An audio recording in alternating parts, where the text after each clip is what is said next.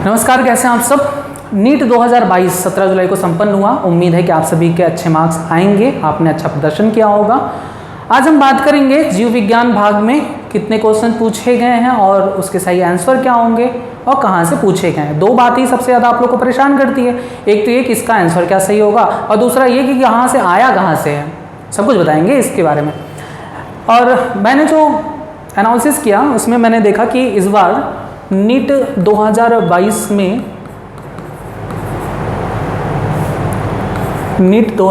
में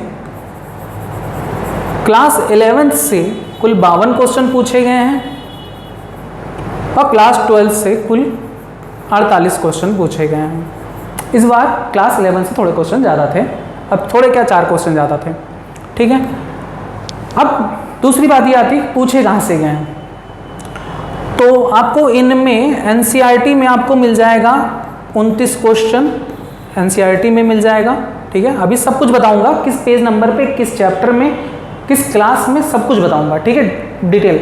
आप लोग अपना एनसीईआरटी के बुक ओपन करके बैठना और साथ ही अगर आपने हमारा पीडीएफ परचेज किया है तो पीडीएफ को भी ओपन करके बैठिएगा, क्योंकि पीडीएफ से इस बार भी 71 क्वेश्चन फंसे हैं। जैसे कि मैं बताता आया हूँ, पिछले साल भी 2021 में भी 70 से ऊपर क्वेश्चन फंसे थे, उसमें लगभग 79 क्वेश्चन आए थे। इस बार 71 क्वेश्चन आए हैं हमारे पीडीएफ से।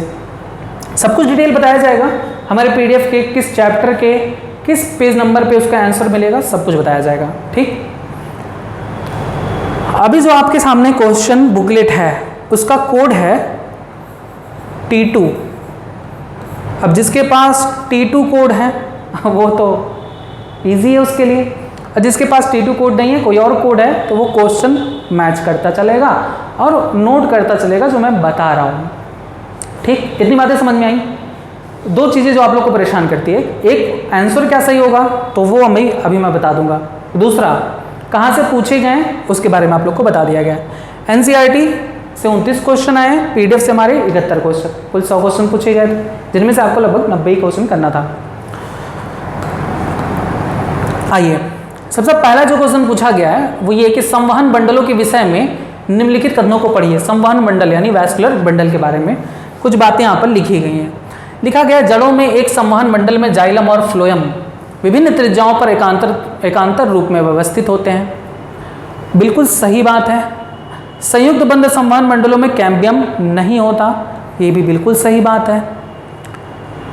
खुले संवहन मंडलों में कैम्बियम जाइलम और फ्लोएम के बीच उपस्थित होता है, ये भी एकदम सही कह रहे हैं। द्विबीजपत्री तने के संवहन मंडलों में मध्याह्न दारू प्रोटोजाइलम होता है, बिल्कुल सही कह रहे हैं। ये हम नहीं कह रहे, आपको सब कुछ मिलेगा। इसका आंसर मिलेगा एनसीईआरटी कक्षा 11 chapter number 6 page number 90। Open कर लीजिए अपना एनसीईआरटी, कक्षा 11 का एनसीईआरटी ओपन कर लीजिए, चैप्टर 6 पेज नंबर 90। उसमें आप देख लीजिए सारे के सारे लाइन ऐसे ही लिखे हुए हैं। यहाँ पर जो ये लाइन लिखी गई है, एक बीजपत्री जड़ में प्रायः 6 से अधिक जाइलम बंडल होते हैं, तो यहाँ पर थोड़ा सा डाउट है। हालांकि जाइलम बंडल संवहन बंडल के अंतर्गत आता है, ये बात बिल्कुल सही है, लेकिन एनसीईआरटी में लाइन जो लिखी है वो संवहन बंडल 6 से अधिक होते हैं, ये बात लिखी हुई है। इस लाइन में थोड़ा सा डाउट है। हालांकि देखा जाए तो सारे के सारे लाइन सही हैं, लेकिन इनमें थोड़ा सा डाउट है। इस वजह से ऑप्शन में भी थोड़ा अलग अंतर दिखा। जैसे देखिए ABCD तो सही है, ABCD आपको दूसरा वाला तो दिख रहा है, तीसरा वाले में देखेंगे ACDE, इन्होंने कहा B गलत है, तो B गलत नहीं है, आप एनसीईआरटी में चेक कर सकते हो, ठीक। तो ये लाइन बिल्कुल गलत है। देखिए हम ये नहीं कह रहे, हो सकता है दूसरा सही हो या फिर तीसरा सही हो, कुछ भी कहा नहीं जा सकता, क्योंकि पांचों लाइन सही हैं।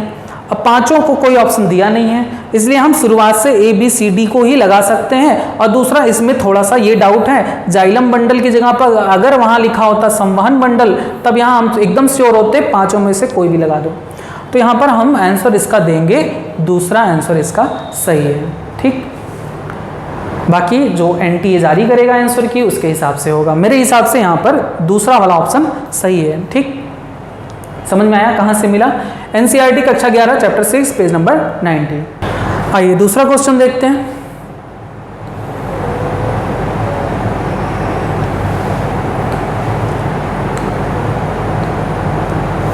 दूसरा क्वेश्चन जो पूछ रहे हैं वो ये कि निम्नलिखित में से सही कथनों का सेट को चुनिए। सही कथन हमको चुनना है। कह रहे हैं सिट्रस और बोगेनविलिया में पर्णक यानी लीफलेट नोकदार कांटों में रूपांतरित होते हैं। बिल्कुल गलत बात है। पर्णक नहीं होते कांटों में रूपांतरित, तना होता है। अब ये आपको कहाँ मिलेगा? ये मिलेगा आपको एनसीईआरटी बुक में ही मिलेगा। एनसीईआरटी कक्षा 11 अध्याय 5 पेज नंबर 68। ठीक, ये जो एनसीईआरटी के पेज नंबर की बात कर रहे हैं वो उत्तर प्रदेश में जो एनसीईआरटी की बुक चलती है उसके पेज नंबर की बात हो रही है। हो सकता है अदर स्टेट की जो एनसीईआरटी बुक हो उसमें पेज नंबर अलग हो सकता है। ज़्यादा डिफरेंस नहीं होगा, 2-4 पन्ने का डिफरेंस होगा, मैच कर लीजिएगा, मिल जाएगा। हालांकि मुझे उम्मीद नहीं है, सभी का लगभग पेज नंबर सेम है। इंग्लिश में चेंज हो सकता है, हिंदी वाला बिल्कुल सेम है। ठीक है, तो आप लोग मैच करते चलिएगा। एनसीईआरटी ओपन कर लीजिए, कक्षा 11 के अध्याय 5 ओपन कर लीजिए, पेज नंबर 68 में आपको मिल जाएगा। ठीक है, साफ साफ लिखा हुआ है सिट्रस और बोगेनविलिया में जो कांटे होते हैं वो तने का रूपांतरण होते हैं, पर्णक का नहीं, यानी ये ऑप्शन बिल्कुल गलत है। फिर कह रहे हैं खीरा और कद्दू में कक्षीय कलिकाएं पतला सर्पिल कुंडलित प्रतान यानी टेंड्रिल्स का निर्माण करती हैं। बिल्कुल सही बात है, एनसीईआरटी में दिया गया है। कह रहे हैं ओपांसिया में तना चपटा और मांसल होता है और पत्तियों का कार्य करने के लिए रूपांतरित होता है। बिल्कुल सही बात है। ओपांसिया वगैरह ये जो भी नागफनी देखा हो ना, नागफनी में जो तना होता है वो पत्ती में रूपांतरित होता है, प्रकाश संश्लेषण का कार्य करता है। ये बिल्कुल सही बात है। कह रहे हैं राइजोफोरा में जड़ें ऊर्ध्व रूप से वृद्धि करती हैं और श्वसन के लिए ऑक्सीजन लेने में सहायता करती है। बिल्कुल सही बात है। राइजोफोरा कहाँ पाया जाता है? समुद्र के तटीय स्थान पर, वहाँ पर उसके जड़ जो हैं जमीन से ऊपर निकल आते हैं, जिसे श्वसन मूल निमेटोफोर कहते हैं। ये भी बताए थे, बिल्कुल सही बात है। और जो एनालिसिस क्वेश्चन जो आप लोग को सॉल्व कराया गया था प्रीवियस ईयर का नीट का, उसमें भी ये मिला था। घास और स्ट्रॉबेरी में पृष्ठीय तने कायिक प्रवर्धन का सहायता करते हैं। बिल्कुल सही बात है। घास और स्ट्रॉबेरी में जो उसका पृष्ठीय भूपृष्ठ तना होता है, जिसे हम रनर भी कहते हैं, वो कायिक प्रवर्धन का कार्य करता है। यहाँ पर BCDE बिल्कुल सही है। BCDE ऑप्शन 2 इसका एकदम करेक्ट आंसर है। ठीक, समझ में आया कि कहाँ से मिला? आप लोग देख लीजिएगा, मैच कर लीजिएगा। आइए क्वेश्चन नंबर 3।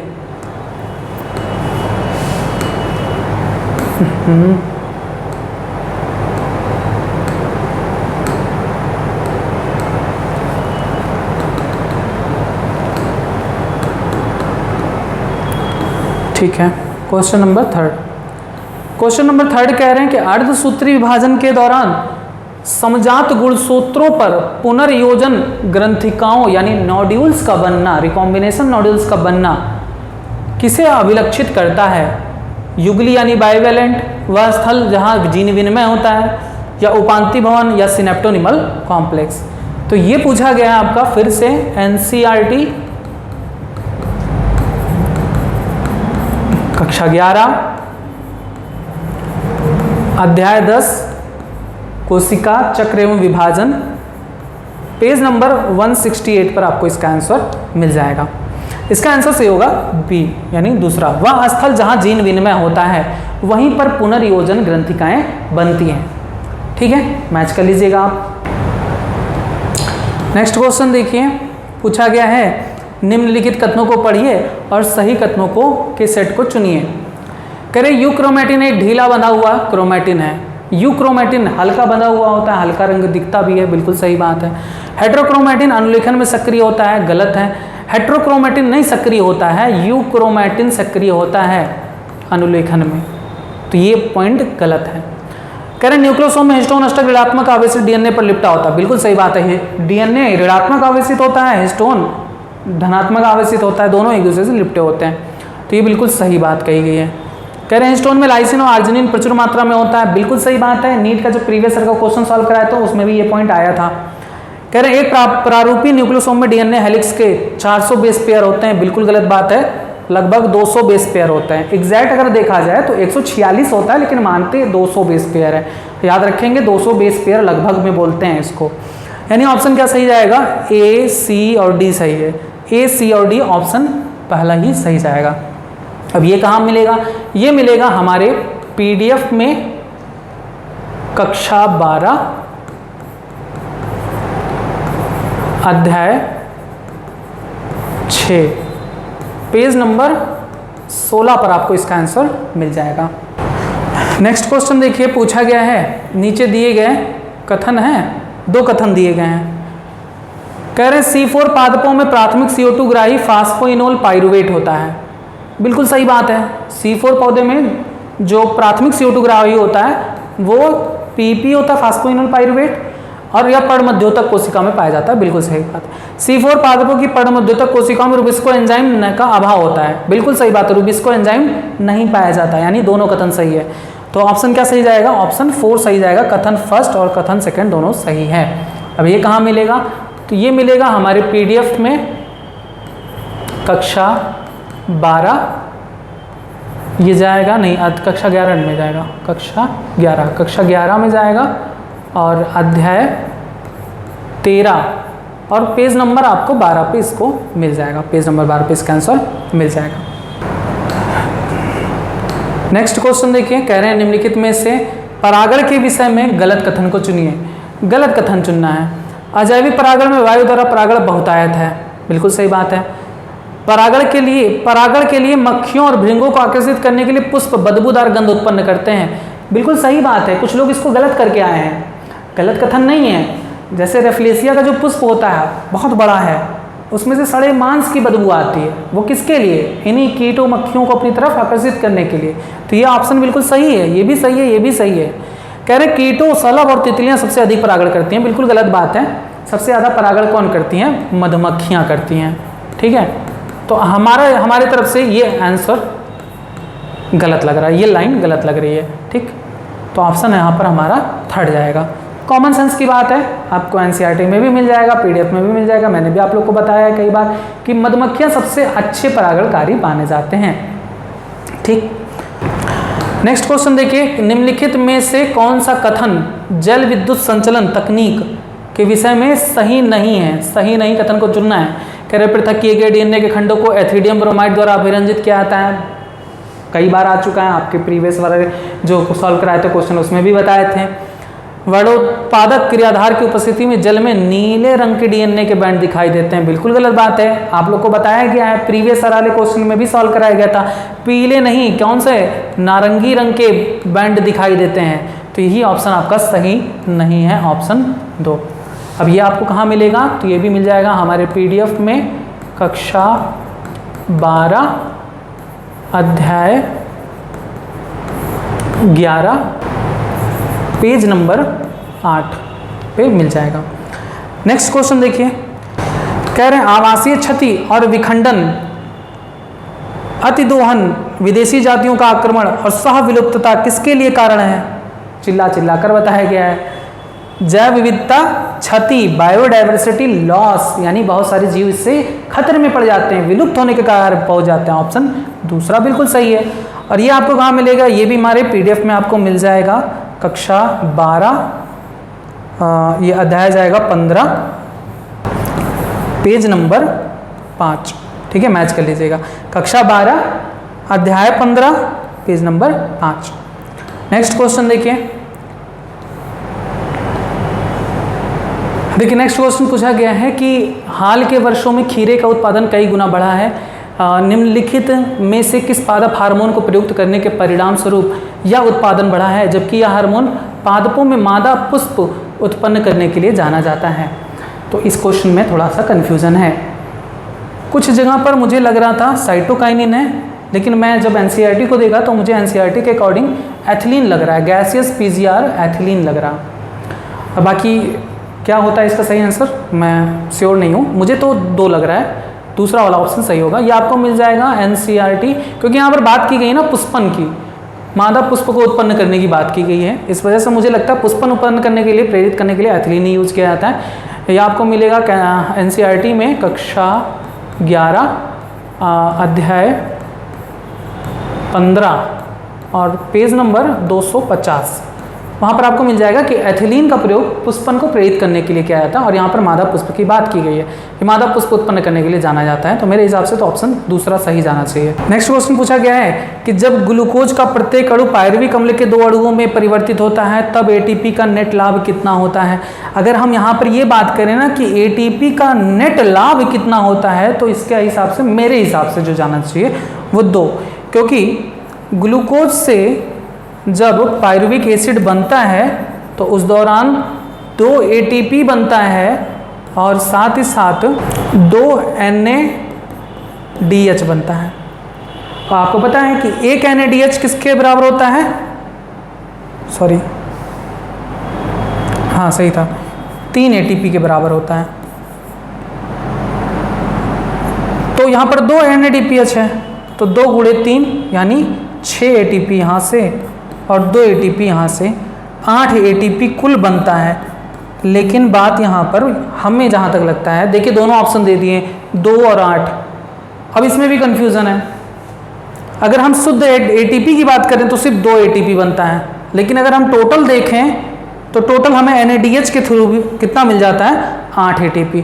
तो मेरे हिसाब से ऑप्शन तीसरा सही जाना चाहिए, 8 ATP। लेकिन कुछ कहा नहीं जा सकता, यहाँ पर ऑप्शन 2 भी हो सकता है। अब ये कहाँ मिलेगा, तो ये मिलेगा आपको हमारे ही PDF पे।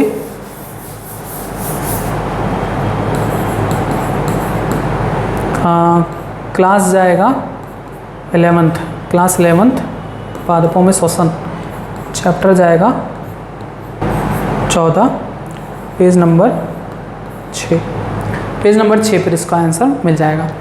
नेक्स्ट क्वेश्चन देखिए, कह रहे नीचे 2 कथन दिए गए हैं। अनुन्मील्य परागणी पुष्प सदैव स्वयुग्मित होते हैं। बिल्कुल सही बात है, क्योंकि वो कभी खिलते ही नहीं है। तो जब कभी खिलते ही नहीं है तो उसमें स्वपरागण ही होगा, ठीक है, स्वयुग्मित ही होंगे। दूसरा कह रहे हैं अनुन्मील्य परागण एक अलाभकारी प्रक्रिया है जिसमें पर परागण का अवसर नहीं मिलता। बिल्कुल सही बात है, पर परागण नहीं होता, अलाभकारी है, क्योंकि इससे नए कॉम्बिनेशन नहीं बन पाते हैं। तो इस वजह से दोनों ऑप्शन सही, दोनों कथन सही दिया गया है। तो दोनों कथन का ऑप्शन सही आंसर चौथा होगा। अब ये कहाँ मिलेगा, तो ये मिलेगा हमारे PDF class 12th chapter number 2 page number 12 पे मिल जाएगा। देखिए नेक्स्ट क्वेश्चन पूछ रहे हैं कि हाइड्रोकोलाइड कैरागीन किससे प्राप्त किया जाता है। फियोफाइसी, रोडोफाइसी, केवल रोडोफाइसी, केवल फियोफाइसी, क्लोरोफाइसी या फियोफाइसी। देखिए मैंने आप लोग को बताया है पढ़ाते समय, मेरे PDF में तो नहीं मिलेगा क्योंकि इसको स्किप कर दिए थे। और ये पूछा गया है आपको NCERT में मिल जाएगा इसका आंसर। कैरागीन के बारे में दिया गया है साफ साफ। कैरागीन प्राप्त होता है लाल शैवाल से, और लाल शैवाल कौन होता है, रोडोफाइसी।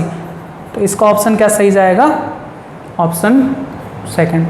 अब ये आया है आपका NCERT में मिलेगा इसका answer, class 11th chapter number 3 page number 32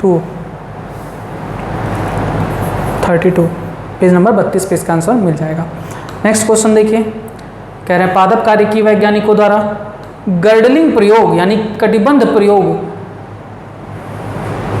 उस पादप ऊतक की पहचान के लिए किया गया जिसके द्वारा, पहला कह रहे हैं खाद्य का विगमन होता है। बिल्कुल सही बात है, फूड ट्रांसपोर्ट के लिए ही इसका खोज किया गया था। तो पहला ही ऑप्शन सही है, फूड ट्रांसपोर्ट के लिए ही ये एक्सपेरिमेंट किया गया था। इसका आंसर मिलेगा आपको NCERT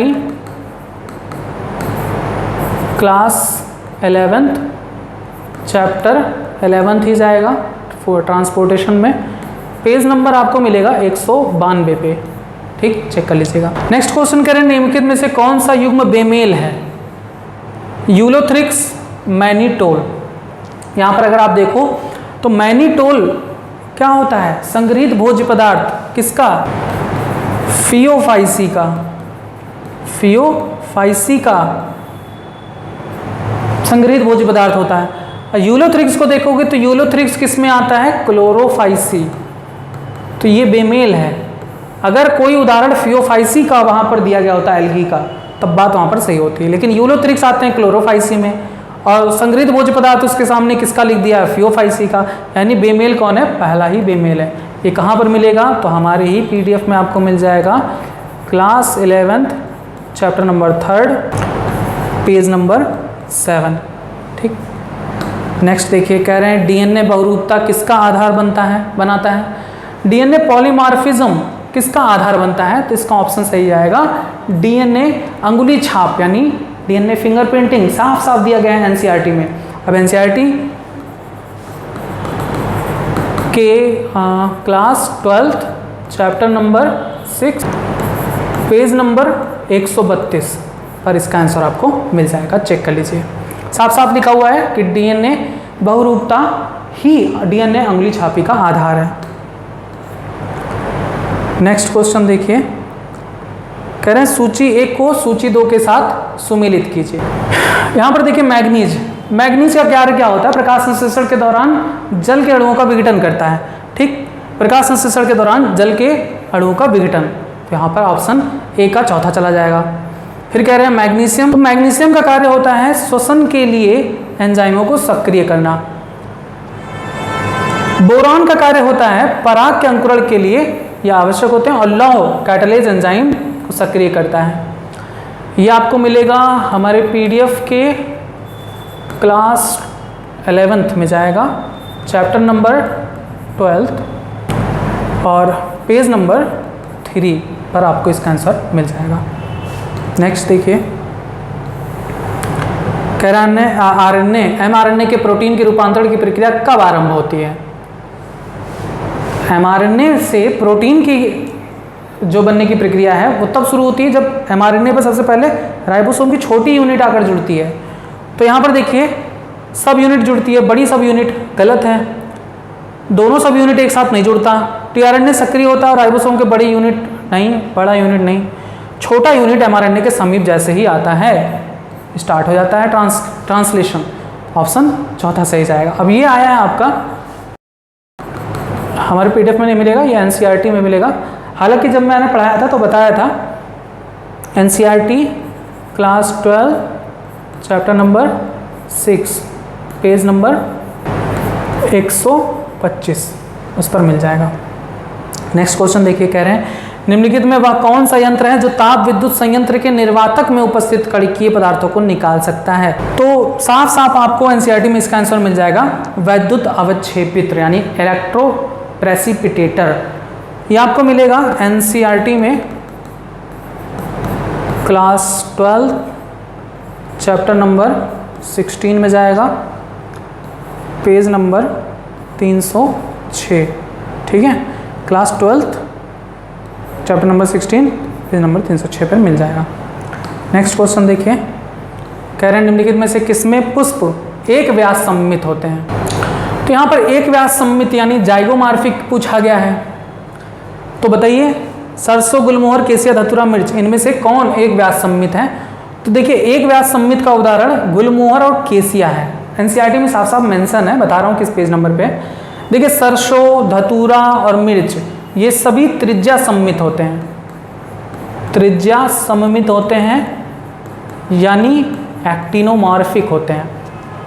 ऑप्शन क्या सही है? B and C, option first. ये मिलेगा आपको NCERT class 11th chapter number 5 में जाएगा, पेज नंबर 72। ठीक, उस पर मिल जाएगा, आप चेक कर लीजिएगा। नेक्स्ट क्वेश्चन देखें। नेक्स्ट क्वेश्चन कह रहे हैं कि नीचे दो कथन दिए गए हैं, एक निश्चयात्मक कथन है और इसका कारण दिया गया है। निश्चयात्मक कथन में कह रहे हैं कि पॉलीमरेज श्रृंखला अभिक्रिया को डीएनए प्रवर्धन के लिए प्रयुक्त किया जाता है। बिल्कुल सही बात है, डीएनए एम्प्लीफिकेशन के लिए यूज़ किया जाता है, ये बिल्कुल सही बात कह रहे हैं। कह रहे हैं एम्पिसिलिन प्रतिरोधी जीन को रूपांतरण का पता लगाने के लिए एक सेलेक्टेबल मार्कर में प्रयुक्त किया जाता है, ये भी बिल्कुल सही है।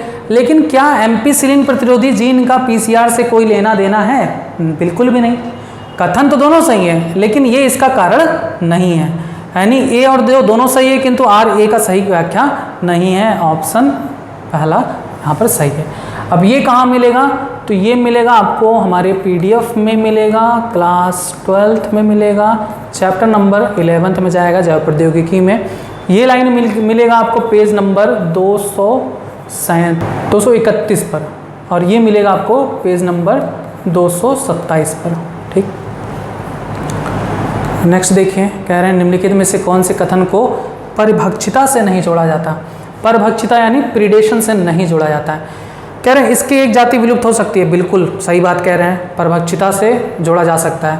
कह रहे हैं परस्परीकरण करने वाली दोनों जातियों पर नकारात्मक प्रभाव पड़ता है, बिल्कुल गलत है, दोनों पर नहीं पड़ता, एक को लाभ होता है दूसरे को हानि होती है। परभक्षी है, परभक्षी प्रीडेटर, याद करिए, शेर जब हिरण को खाता है तो शेर को तो लाभ हो रहा है, हिरण को हानि हो रही है, एक को लाभ एक को हानि होती है। तो यहाँ पर दूसरा ऑप्शन सही होगा कि इसे इससे जोड़ा नहीं जा सकता। अब ये आपको कहाँ मिलेगा, तो ये मिल जाएगा NCERT class 12th chapter number 13 page number 255 पर आपको मिल जाएगा।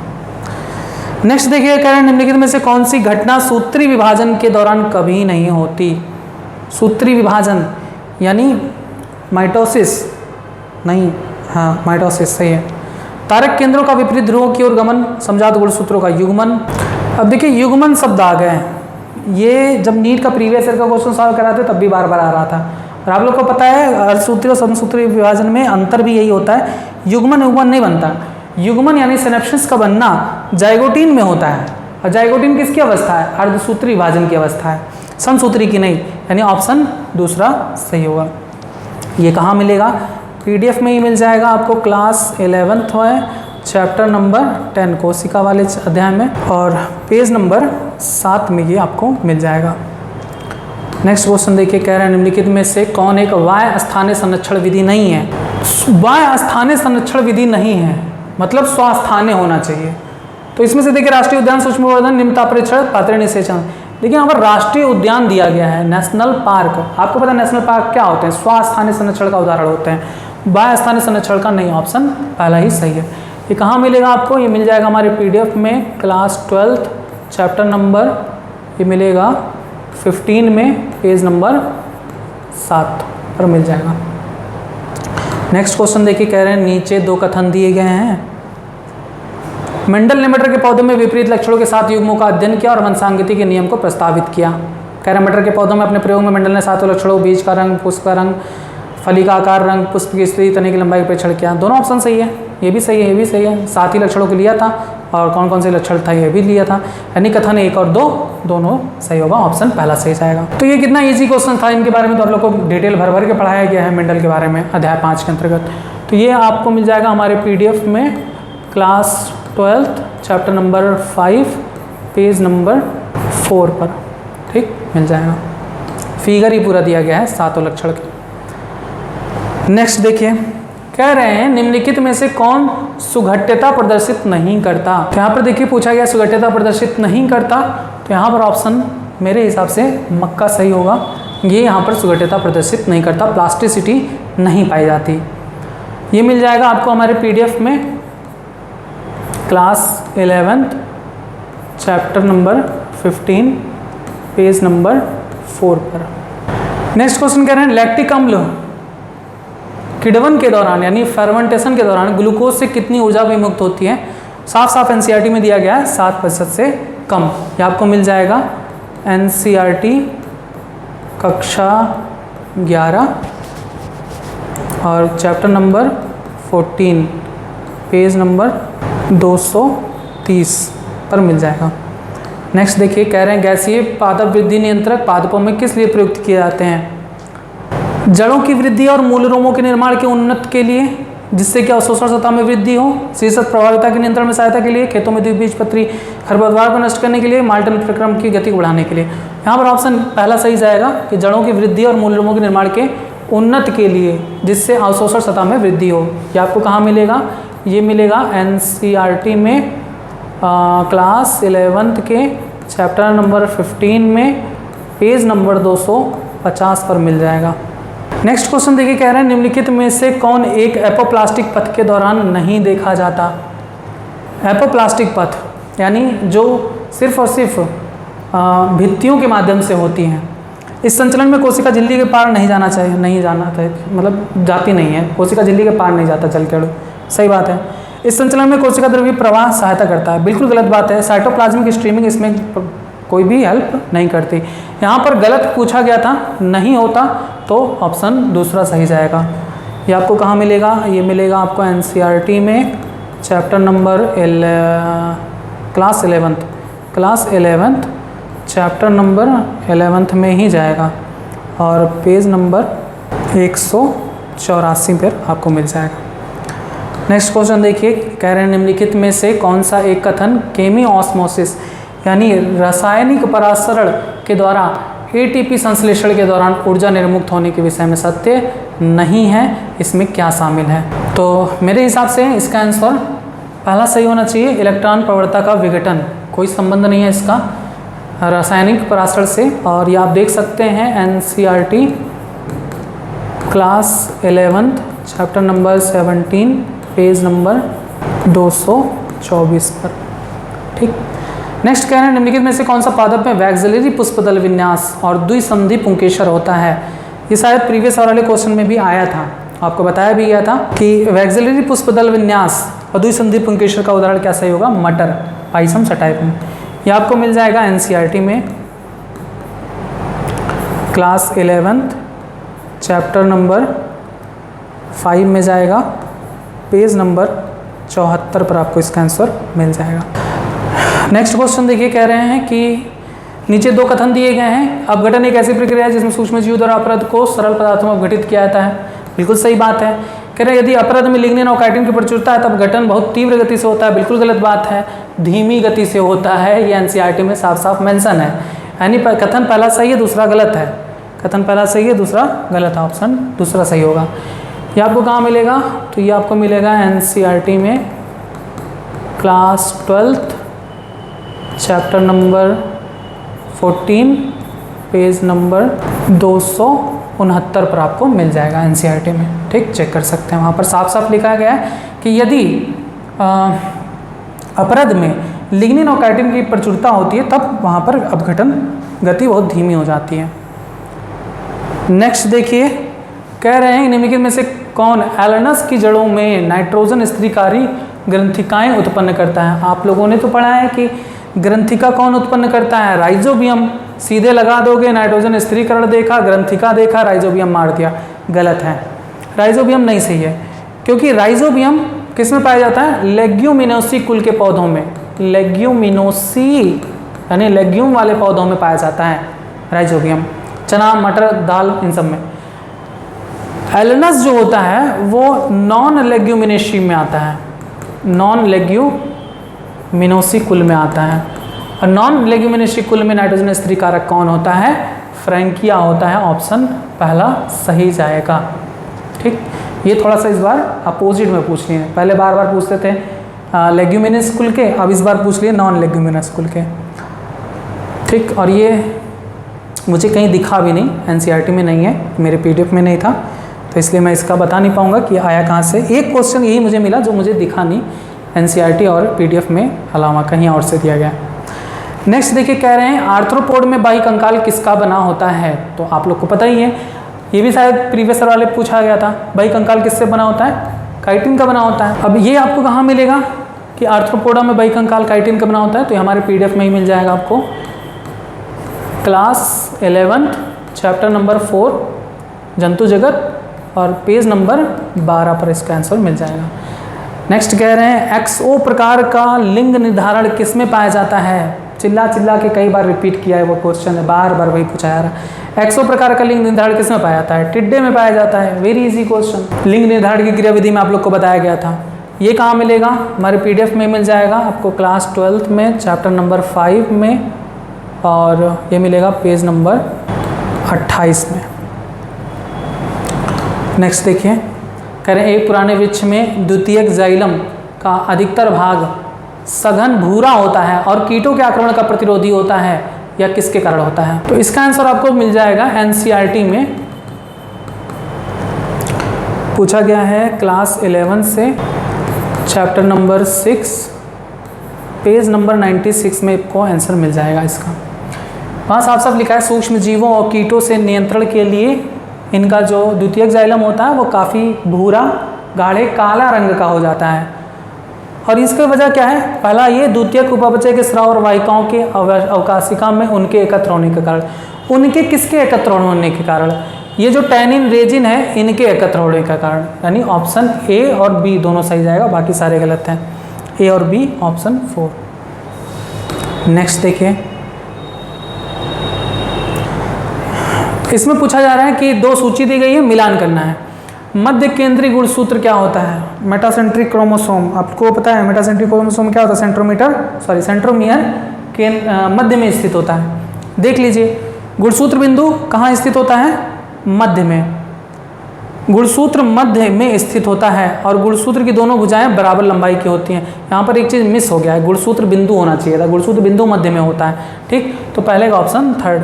आप अगर पहले का आंसर जान गए, किसी को भी देखने की जरूरत नहीं है, ऑप्शन देख लीजिए, पहले का ए का तीसरा केवल ऑप्शन चौथा है, यही सही जाएगा। आप इसको देख सकते हैं हमारे PDF में, क्लास 11th के चैप्टर नंबर 10 में जाएगा कोशिका विभाजन, और पेज नंबर जाएगा 20। ठीक है, पेज नंबर 20 पर आपको मिल जाएगा। नेक्स्ट क्वेश्चन देखिए, कह रहे दिल्ली में बसों के संपूर्ण बेड़े को डीजल से CNG में परिवर्तित कर दिया गया, इसके संदर्भ में निम्न में से कौन सा कथन असत्य है? इसके बारे में NCERT में पूरा एक पेज में मेंशन है, दिल्ली के बसों में CNG कन्वर्जन का कारण।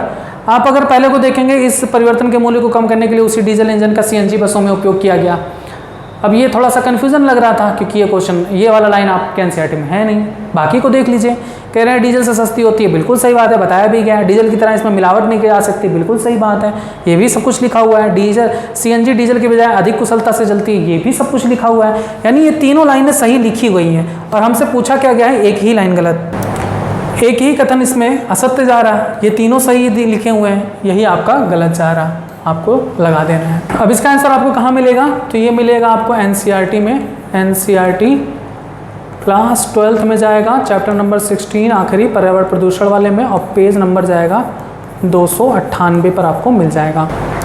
नेक्स्ट क्वेश्चन देखिए, कह रहे हैं लिपिड के विषय में निम्नलिखित कथनों को पढ़िए और सही कथन को चुनिए। कह रहे प्लाज्मा झिल्ली में पाए जाने वाला लेसिथिन एक ग्लाइकोलिपिड है, तो बता दें कि लेसिथिन एक ग्लाइकोलिपिड नहीं, फास्फोलिपिड होता है, फास्फोलिपिड है।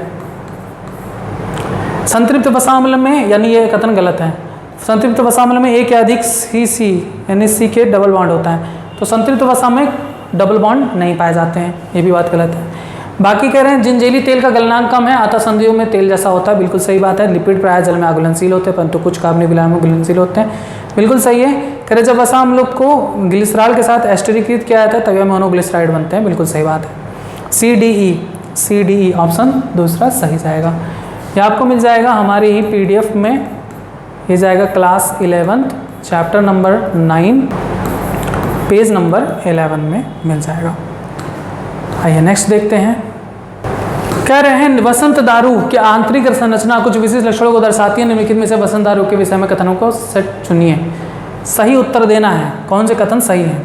इसे अग्र दारू भी कहा जाता है, बिल्कुल सही बात है, वसंत दारू को अग्र दारू भी कहा जाता है, और जो शरद दारू होता है, शरद दारू को पश्च दारू कहते हैं, बिल्कुल सही बात है। कह रहे हैं वसंत ऋतु में कैम्बियम संकरी वाहिका वाले जाइलम का निर्माण करती हैं, बिल्कुल गलत बात है, संकरी नहीं होती, चौड़ी वाहिका वाले जालम का निर्माण करती है, यानी ऑप्शन गलत है। हल्के रंग की होती हैं, बिल्कुल सही बात है।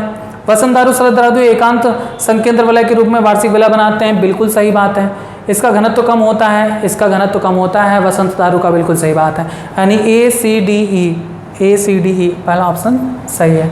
अभी आपको कहाँ मिलेगा? ये मिलेगा आपको NCERT में, NCERT class 11 chapter number 6 page number 96 पे आपको इसका आंसर मिल जाएगा। नेक्स्ट देखिए, निम्नलिखित में से किसके दौरान ट्रांसपोज़ान को प्रयुक्त किया जा सकता है? ट्रांसपोज़ान ट्रांसपोज़ान को प्रयुक्त किया जाता है, तो ट्रांसपोज़ान का प्रयोग किया जाता है जीन साइलेंसिंग में, यानी RNAi इंटरफेरेंस टेक्निक में। ठीक, पहला ऑप्शन सही है। ये कहाँ मिल जाएगा? इसका आंसर मिलेगा आपको NCERT क्लास 12 चैप्टर नंबर जाएगा 12 और पेज नंबर 230 पर आपको इसका आंसर मिल जाएगा। नेक्स्ट देखिए, आइए नेक्स्ट क्वेश्चन देखते हैं, जो कि है नीचे दो कथन दिए गए हैं, एक निश्चयात्मक कथन है और दूसरा उसका कारण दिया गया है।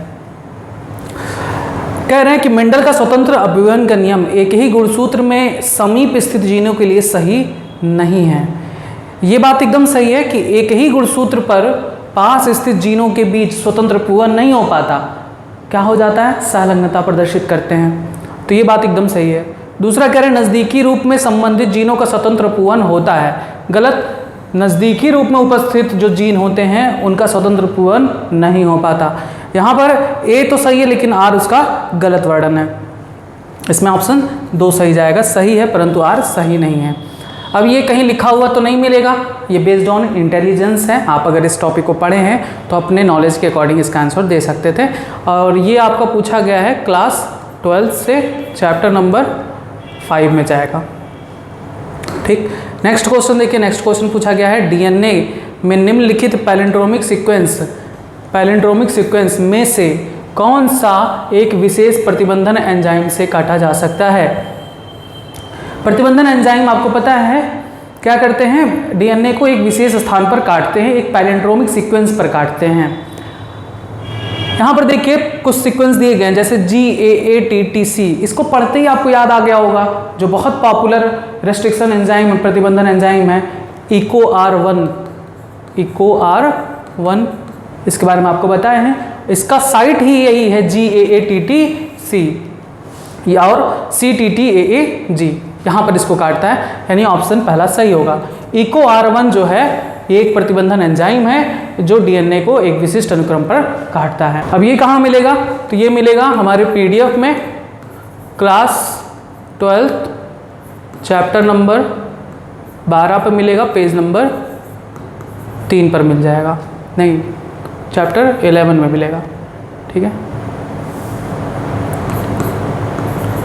उसके बाद देखिए नेक्स्ट क्वेश्चन पूछा गया निम्नलिखित में से फास्फोरस चक्र की गति बढ़ा देगा।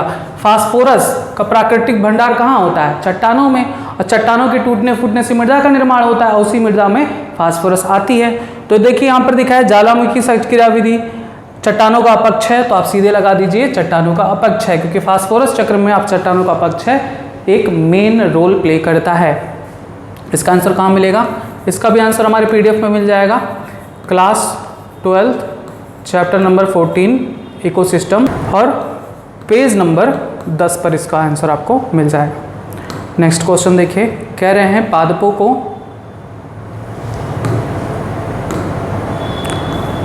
को उनके द्वारा प्रदर्शित जीवन चक्र के प्रकार से सुमेलित करना है।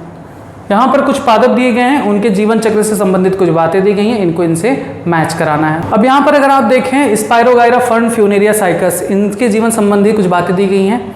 थोड़ा कन्फ्यूजन अगर आपको होगा तो सबसे पहले आप ये डिसाइड कर लीजिए कौन क्या है। स्पायरोगाइरा आपका चला जाएगा शैवाल में, fern bryophyta, Funaria bryophyta, cycas आपका चला जाएगा टेरिडोफाइटा में, और टेरिडोफाइटा में संवहन ऊतक पाए जाते हैं, तो आप सीधे डी का फर्स्ट लगा दीजिए। और यहाँ पर अगर आप देखें तो डी का फर्स्ट केवल एक ऑप्शन में है, पहला, इसी को देख के लगा सकते थे, बाकी किसी को देखने की जरूरत ही नहीं पड़ती। ये भी मिल जाएगा हमारे PDF में chapter number class 11 chapter number 3 और पेज नंबर 2 पर आपको इसका आंसर मिल जाएगा। नेक्स्ट क्वेश्चन देखिए पूछा गया है, इसको बड़ा कर देते हैं। कह रहे हैं एक समष्टि की पारस्परिक क्रिया की व्याख्या करते समय प्लस को लाभदायी से और माइनस को अहितकारी से दर्शाया गया, जीरो को उदासीन से दर्शाया गया। निम्नलिखित में से कौन पारस्परिकरण में शामिल है जिसमें एक जाति को लाभ हो रहा है दूसरी जाति को हानि। तो आपको यही बताना है कि किस पारस्परिक प्रक्रिया में एक को लाभ एक को हानि होता है। अंतरजातीय परजीविता, सहभोजिता, स्पर्धा या परभक्षण। तो आपको पता है परभक्षण यानी प्रीडेशन में एक को लाभ और एक को हानि होता है, आप 14 लगा सकते हैं। इसका आंसर कहाँ मिलेगा, इसका आंसर हमारे PDF में मिल जाएगा क्लास 12 चैप्टर नंबर 13 और पेज नंबर 16। ठीक, नेक्स्ट देखिए पूछे हैं कि एक दिए गए विलयन में एक और विलेय मिलाने से क्या होगा। देखिए एक विलयन दिया गया है, उसमें अगर आप विलेय ऐड करते हो तो क्या होगा, जल विभव कम हो जाएगा, जल विभव शून्य हो जाएगा, जल विभव में कोई प्रभाव नहीं पड़ेगा, जल विभव बढ़ जाएगा। तो आपको ये पता है कि सबसे ज़्यादा जल विभव किसका होता है, सबसे ज़्यादा जल विभव वाटर पोटेंशियल किसका होता है, शुद्ध जल का। शुद्ध जल क्या है, एक विलायक है। और इसमें अगर हम विलेय ऐड करेंगे तो क्या होगा, देखिए सबसे ज़्यादा शुद्ध जल का ही जल विभव होता है, और शुद्ध जल में अगर कोई मिलावट करते हैं, कोई विलेय ऐड करते हैं, तो जल विभव क्या हो जाएगा, कम हो जाएगा। ऑप्शन पहला सही होगा। इसका आंसर कहाँ मिलेगा, इसका भी आंसर मिल जाएगा हमारे PDF में क्लास 11th के चैप्टर नंबर 11 में जाएगा, और पेज नंबर 11 पर ही इसका आंसर मिल जाएगा। नेक्स्ट देखिए, दिया गया दी गई आकृति में चिन्हित फल का कौन सा भाग इसे आभासी फल बनाता है। तो यहाँ पर ज़्यादा दिमाग नहीं लगाना था, इस फिगर को देखने की ज़रूरत भी नहीं पड़ती, आपको बस ये ध्यान रखना था कि ये जो C दिया गया है पुष्पासन को डिनोट कर रहा है, और आपको पता है कि पुष्पासन से अगर किसी फल का विकास होता है तो वो क्या होता है, असत्य फल होता है, आभासी फल होता है, ठीक, जैसे सेब में। तो इसका आंसर आपको कहाँ मिलेगा, इसका भी आंसर आपको हमारे PDF में मिल जाएगा class 11 chapter number 5 page number 24 पर आपको मिल जाएगा। नेक्स्ट देखिए, निम्नलिखित में से कौन सा रोग ऑटोसोम संयोजी प्रभावी लक्षण की उपस्थिति के कारण होता है। अब यहाँ पर आपको थोड़ा सा दिमाग लगाना था, क्योंकि मायोटोनिक डिस्ट्रॉफी का कोई भी वर्णन कहीं पर नहीं मिलेगा, लेकिन बाकी तीनों का मिल जाएगा। आप तीनों के बारे में जानते हो तो आपको आंसर मिल जाएगा। ऑटोसोम पूछ रहे हैं, यानी कायिक गुणसूत्र में इसका जीन हो और प्रभावी रूप से वंशांगत हो। हीमोफीलिया क्या होता है, लिंग गुणसूत्र आधारित होता है, तो ये तो बिल्कुल भी नहीं होगा। थैलेसीमिया और सिकल सेल एनीमिया ये दोनों कायिक गुणसूत्र पर उपस्थित जीन के कारण होते हैं, लेकिन समस्या ये है कि ये अप्रभावी रूप से वंशांगत होते हैं। और यहाँ पूछा गया प्रभावी, तो 3 तो नहीं है, तो बचा ये, सीधे आप लगा सकते थे, इसका वर्णन कहीं नहीं है। आप पूछा गया है क्लास 12th में चैप्टर नंबर 5 से, लेकिन कहीं इसका वर्णन NCERT में नहीं है। नेक्स्ट क्वेश्चन देखिए, कह रहे हैं कि यदि एक आनुवंशिकी वैज्ञानिक किसी जीव के संपूर्ण जीनों के बिना देखे सीक्वेंस करने की कोशिश करने के बाद विभिन्न खंडों को कार्य का निर्धारण करता है, तब उसके द्वारा अपनाई गई इस विधि को क्या कहा जाता है। तो ये भी कहीं मिल नहीं रहा था NCERT वगैरह में। इसका जो आंसर सही जाएगा वो ये जाएगा, सीक्वेंस एनोटेशन, अनुक्रम टिप्पणी। बाकी जो आंसर जारी होगा उसमें आप देख लीजिएगा। नेक्स्ट देखिए, कह रहे हैं C4 पादपों में संवहन मंडल के चारों ओर पाई जाने वाली बड़ी बंडल आच्छद का कार्य क्या होता है। अब यहाँ पे भी थोड़ा सा कन्फ्यूज़न है। यहाँ पर कन्फ्यूज़न एक की तरफ जा रहा है NCERT के थ्रू, और विभिन्न किताबों के थ्रू जा रहा है 2 पे। ऑप्शन मेरा यहाँ पर 2 की तरफ जाएगा, उच्च तापमान के सहने की शक्ति देता है। लेकिन अगर आप NCERT को देखोगे तो NCERT में दिया गया है बड़ी बंडल आच्छद का कार्य केल्विन चक्र के संचालन के लिए क्लोरोप्लास्ट की संख्या को बढ़ाना। एकदम डायरेक्टली भी नहीं लिखा हुआ है, इसलिए कन्फ्यूज़न है। 1 या 2 वहाँ पर हो सकता है, प्रायोरिटी ज़्यादा 2 की तरफ जाएगी। ये आपको मिल जाएगा NCERT में class 11 chapter number 13 page number 219, ठीक। नेक्स्ट देखिए, कह रहे हैं कि कौन सा प्राणी नाइट्रोजनी अपशिष्टों को गोलिकाओं या पेस्ट के रूप में उत्सर्जित करता है। तो नाइट्रोजनी अपशिष्ट को पेस्ट के रूप में कौन उत्सर्जित करता है। जल की कमी ना हो शरीर में, इसलिए वे गोलाकार पेस्ट के रूप में नाइट्रोजन अपशिष्ट को रिलीज करते हैं। तो उसमें आते हैं पेस्ट के रूप में नाइट्रोजन अपशिष्ट को रिलीज करने वाले आते हैं सरीसृप होते हैं, पक्षी होते हैं, कीट और घोंघा। इन सभी में नाइट्रोजनी अपशिष्ट यूरिक एसिड के रूप में, पेस्ट के रूप में निकाला जाता है। तो यहाँ पर देखिए सैलेमेंड्रा दिया गया है। सैलेमेंड्रा एक उभयचर होता है, तो ये तो होगा नहीं।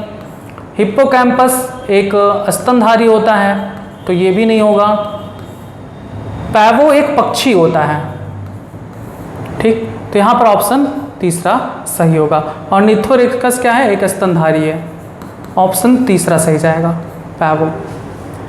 ये आपको मिलेगा हमारे PDF में class 11 chapter number 19 page number 2 पर इसका आंसर मिल जाएगा। नेक्स्ट देखिए, कह रहे हैं सूत्री विभाजन के संदर्भ में गलत कथन का चयन करिए। कह रहे तर्क तंतु गुणसूत्र के गुणसूत्र बिंदु से जुड़ते हैं। तो यहाँ पर पहला ही ऑप्शन गलत हो गया। तर्क तंतु जो होते हैं स्पिंडल फाइबर गुणसूत्र के गुणसूत्र बिंदु सेंट्रोमियर से नहीं जुड़ते। किससे जुड़ते हैं, काइनेटोकोर से जुड़ते हैं। तो यहाँ पर पहला ही ऑप्शन गलत है।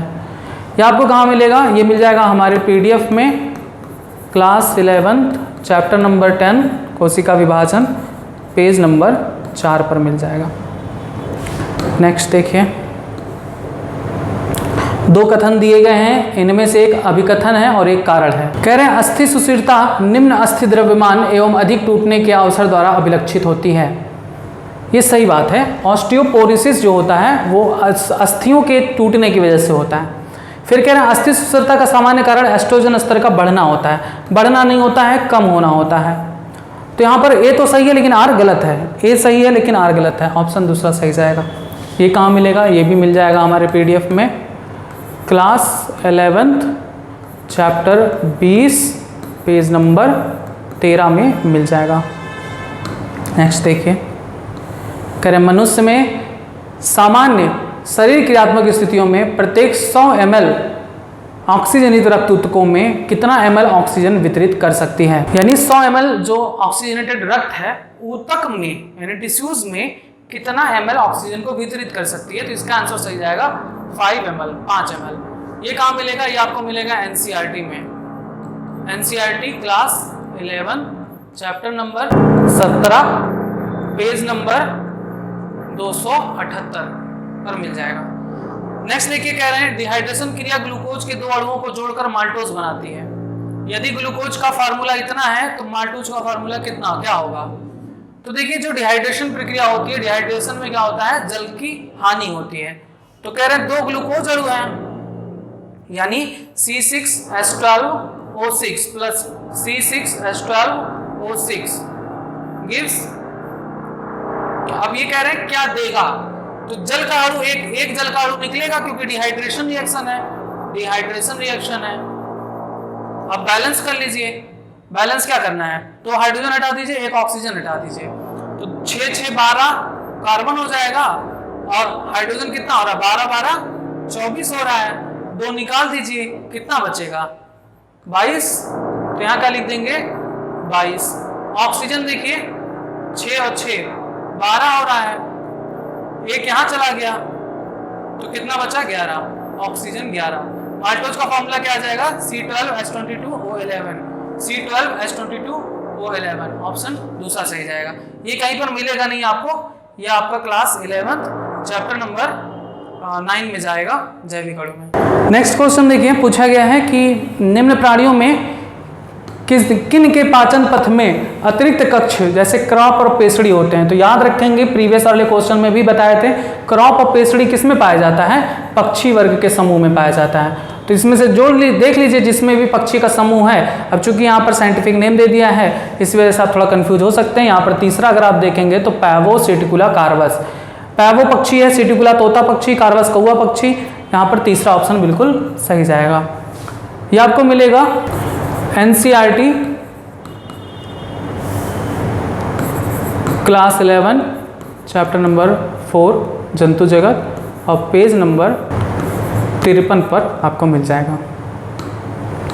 नेक्स्ट देखिए, दो कथन दिए गए हैं। शुक्राणुओं का शुक्रजनक नलिकाओं में मोचन को स्पर्मिएशन कहते हैं। दूसरा कह रहे हैं शुक्राणु जनन, शुक्राणु जन से शुक्राणु बनने की प्रक्रिया है। तो यहां पर अगर आप देखो तो ये लाइन तो सही लग रही है। शुक्राणु जनन जो प्रक्रिया होती है स्पर्मेटोजेनेसिस, शुक्राणु जन यानी स्पर्मेटोगोनिया से शुक्राणु बनने की प्रक्रिया है, ये बिल्कुल सही बात कही गई है। लेकिन यहां पर अगर आप देखो तो शुक्राणुओं का शुक्रजनक नलिका में लिखा हुआ है। इंग्लिश में भी मैंने देखा तो लिखा था इनटू, तो इनटू मतलब में, शुक्रजनक नलिका में थोड़े ना जाता है, शुक्रजनक नलिका में बनता है, वहां से ये निकलता है, तब इसे कहते हैं स्पर्मिएशन। अगर यहाँ पर से होता, शुक्रजनक नलिकाओं से मोचन को स्पर्मिएशन कहते हैं, तब सही होता। तो से तो दिया नहीं है, में दिया है, तो इसीलिए ये ऑप्शन, ये लाइन गलत है। तो क्या सही होगा? पहला गलत है, दूसरा सही है। देखिए पहला गलत है, दूसरा सही है, ऑप्शन तीसरा सही होगा। ये कहाँ मिलेगा? तो ये भी हमारे पीडीएफ में मिल जाएगा आपको, class 12 chapter number 3 page number 8 पर मिल जाएगा। नेक्स्ट देखिए, कह रहे हैं प्राकृतिक वर्ण जिसमें अधिक व्यक्ति औसत लक्षण मान की तुलना में विशिष्ट लक्षण मान उपार्जित करते हैं उसके द्वारा होता है। दिशात्मक परिवर्तन, विदारक परिवर्तन, यादृच्छिक परिवर्तन, स्थायी कारक परिवर्तन। तो ये कहाँ से पूछा गया है? ये कहीं पर मिला नहीं, इस वजह से हम इसकी चर्चा नहीं कर पाएंगे। इसका ऑप्शन जहां तक मुझे विदारक परिवर्तन लग रहा है, ऑप्शन 2 सही हो सकता है, लेकिन ये कहाँ है मुझे मिला नहीं, ना तो एनसीईआरटी में ना तो हमारे पीडीएफ में, तो इसकी चर्चा हम नहीं कर पाएंगे। नेक्स्ट देखिए, कह रहे हैं निम्न में अंतःप्रद्रव्य जालिका के विषय में कौन सा कथन गलत है?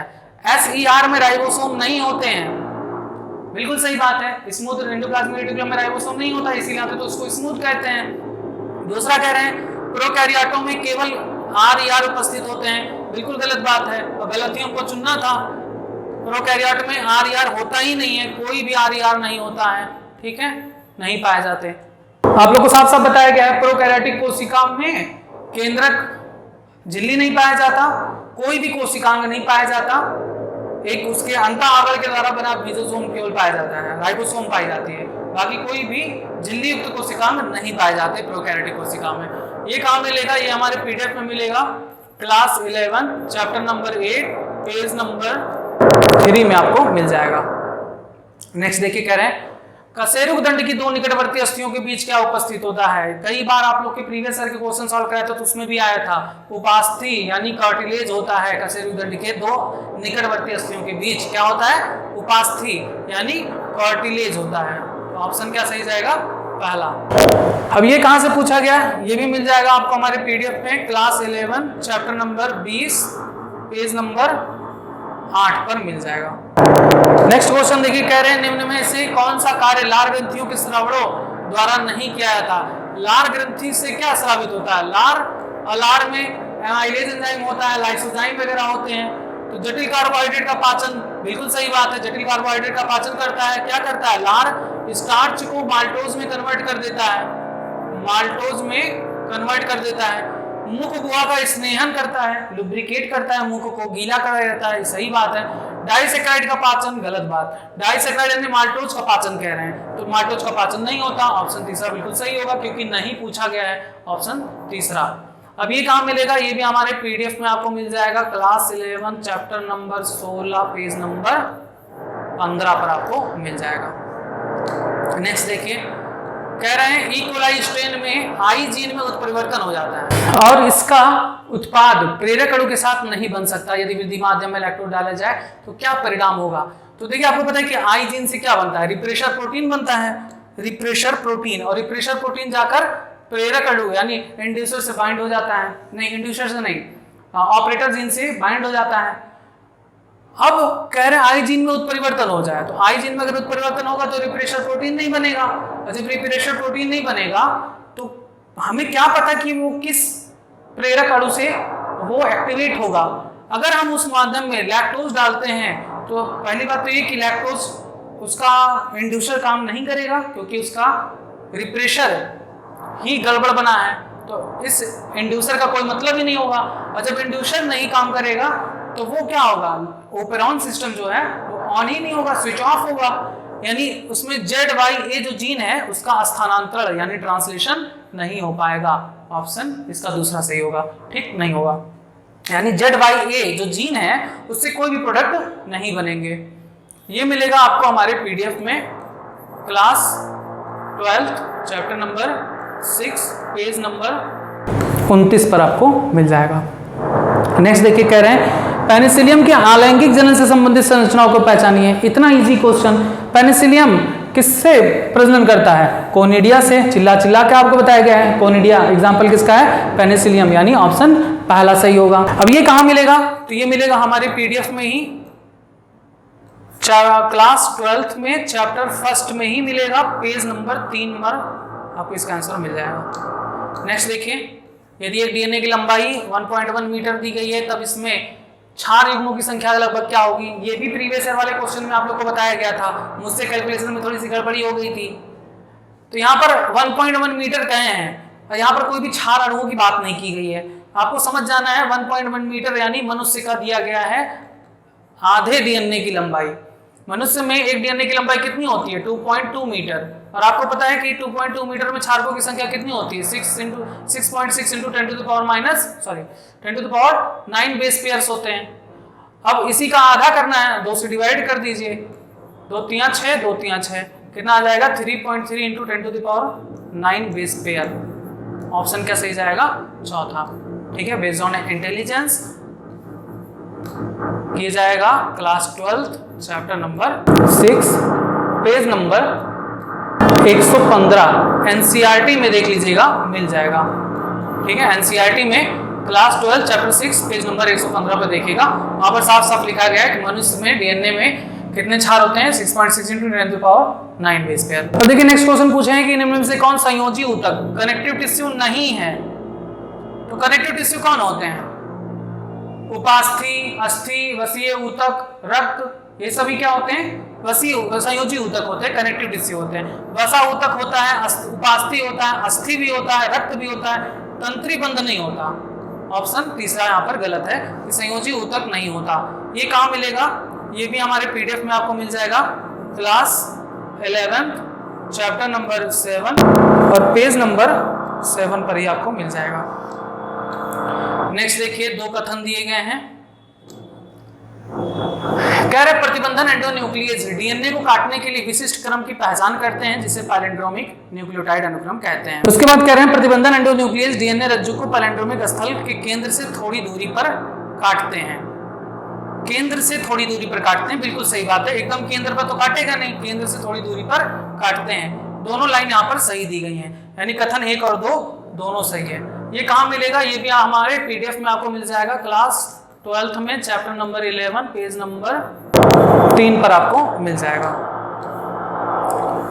नेक्स्ट देखिए, कह रहे हैं अपरदहारी यानी जो डिकम्पोजर्स होते हैं वे अपरद को छोटे कणों में खंडित करते हैं, इस प्रक्रिया को क्या कहते हैं? तो अपरदहारी जो होते हैं वो अपरद को छोटे कणों में खंडित करते हैं, इसे कहते हैं खंडन यानी फ्रैगमेंटेशन कहते हैं, फ्रैगमेंटेशन कहते हैं।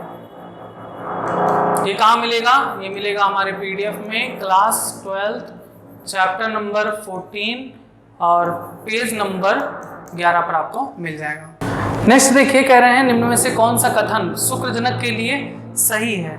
शुक्रजनन के लिए सही है लेकिन अंडजनन के लिए गलत है।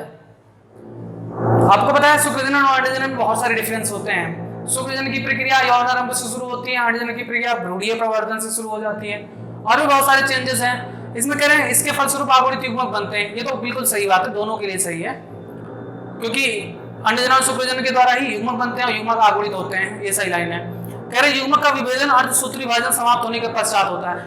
युग्मक का विभेदन अर्धसूत्री विभाजन के समाप्त होने के पश्चात, इसके लिए तो सही है लेकिन इसके लिए नहीं सही है, क्योंकि अंडजनन में अर्धसूत्री विभाजन पूरी नहीं होती तब भी हम कहते हैं कि वो अंड हो गया, यानी ओवम कहलाता है।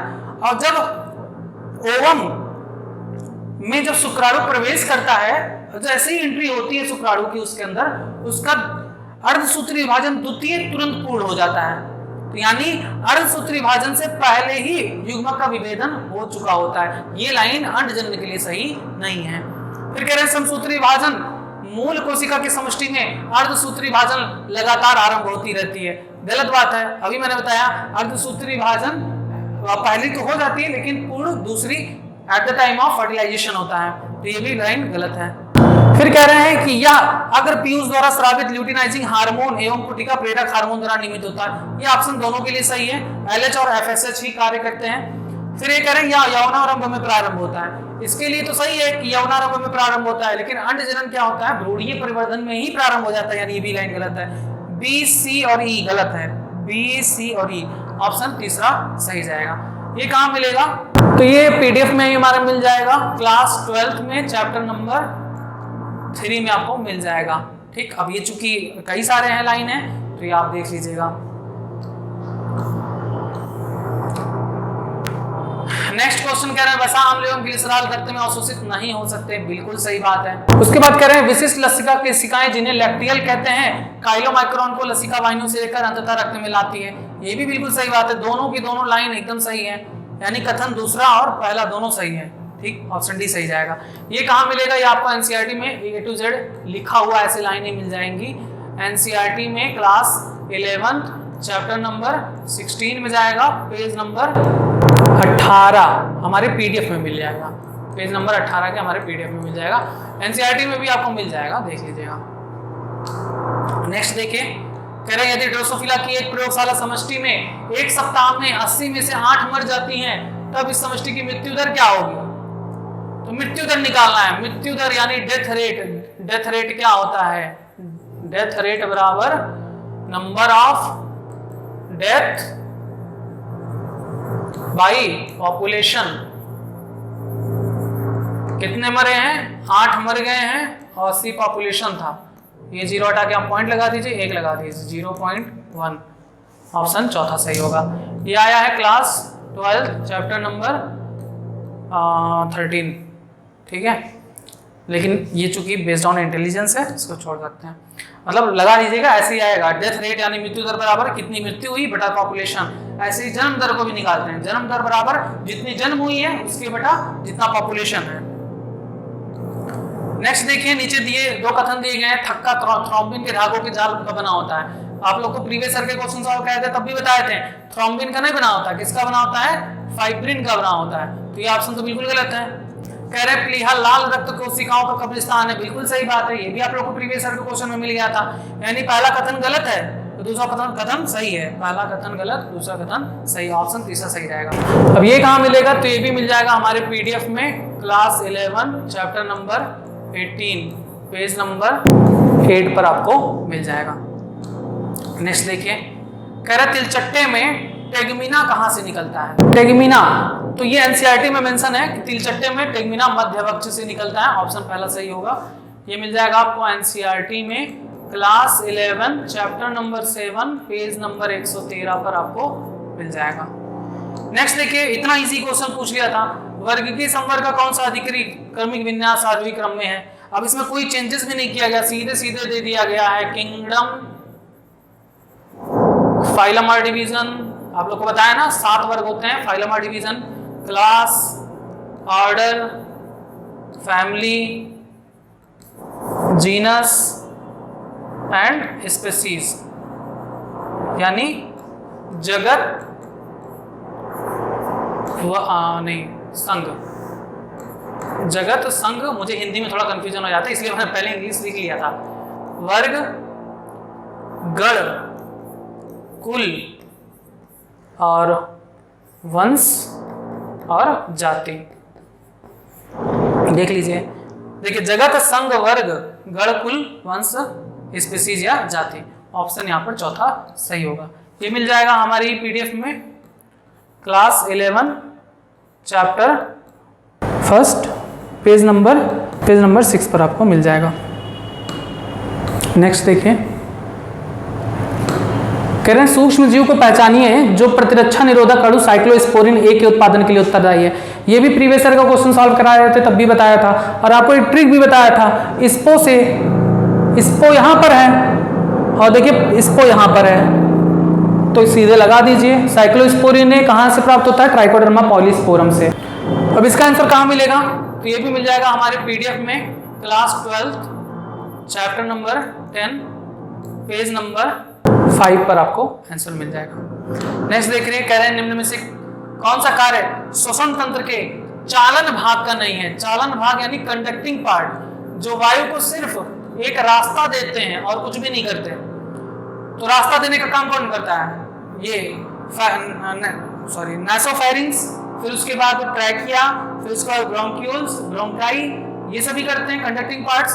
इनका काम होता है अंतःशोषित वायु को आर्द्र करना, बिल्कुल सही बात है, नमी कर देना।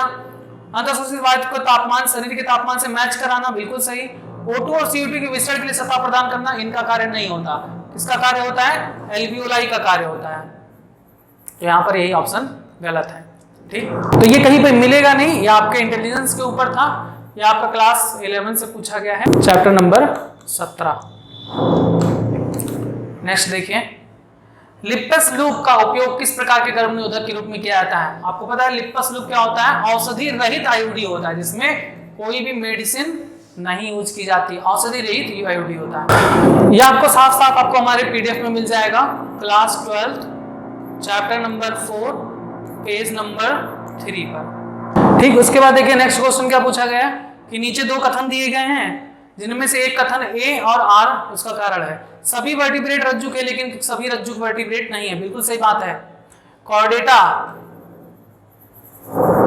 कॉर्डेटा के अंतर्गत आता है वर्टिब्रेटा, तो सभी वर्टिब्रेटा तो रज्जुक हैं, सभी वर्टिब्रेटा रज्जुक हैं, लेकिन सभी रज्जुक, सभी कॉर्डेटा वर्टिब्रेटा नहीं है, क्योंकि इसमें भी आते हैं सिफेलोकॉर्डेटा, यूरोकॉर्डेटा आता है ना, तो सभी कॉर्डेटा वर्टिब्रेटा नहीं होते, सभी कॉर्डेटा वर्टिब्रेटा नहीं होते, कुछ कॉर्डेटा सिफेलोकॉर्डेटा, यूरोकॉर्डेटा भी होते हैं। तो ये ऑप्शन बिल्कुल सही दिया गया लाइन।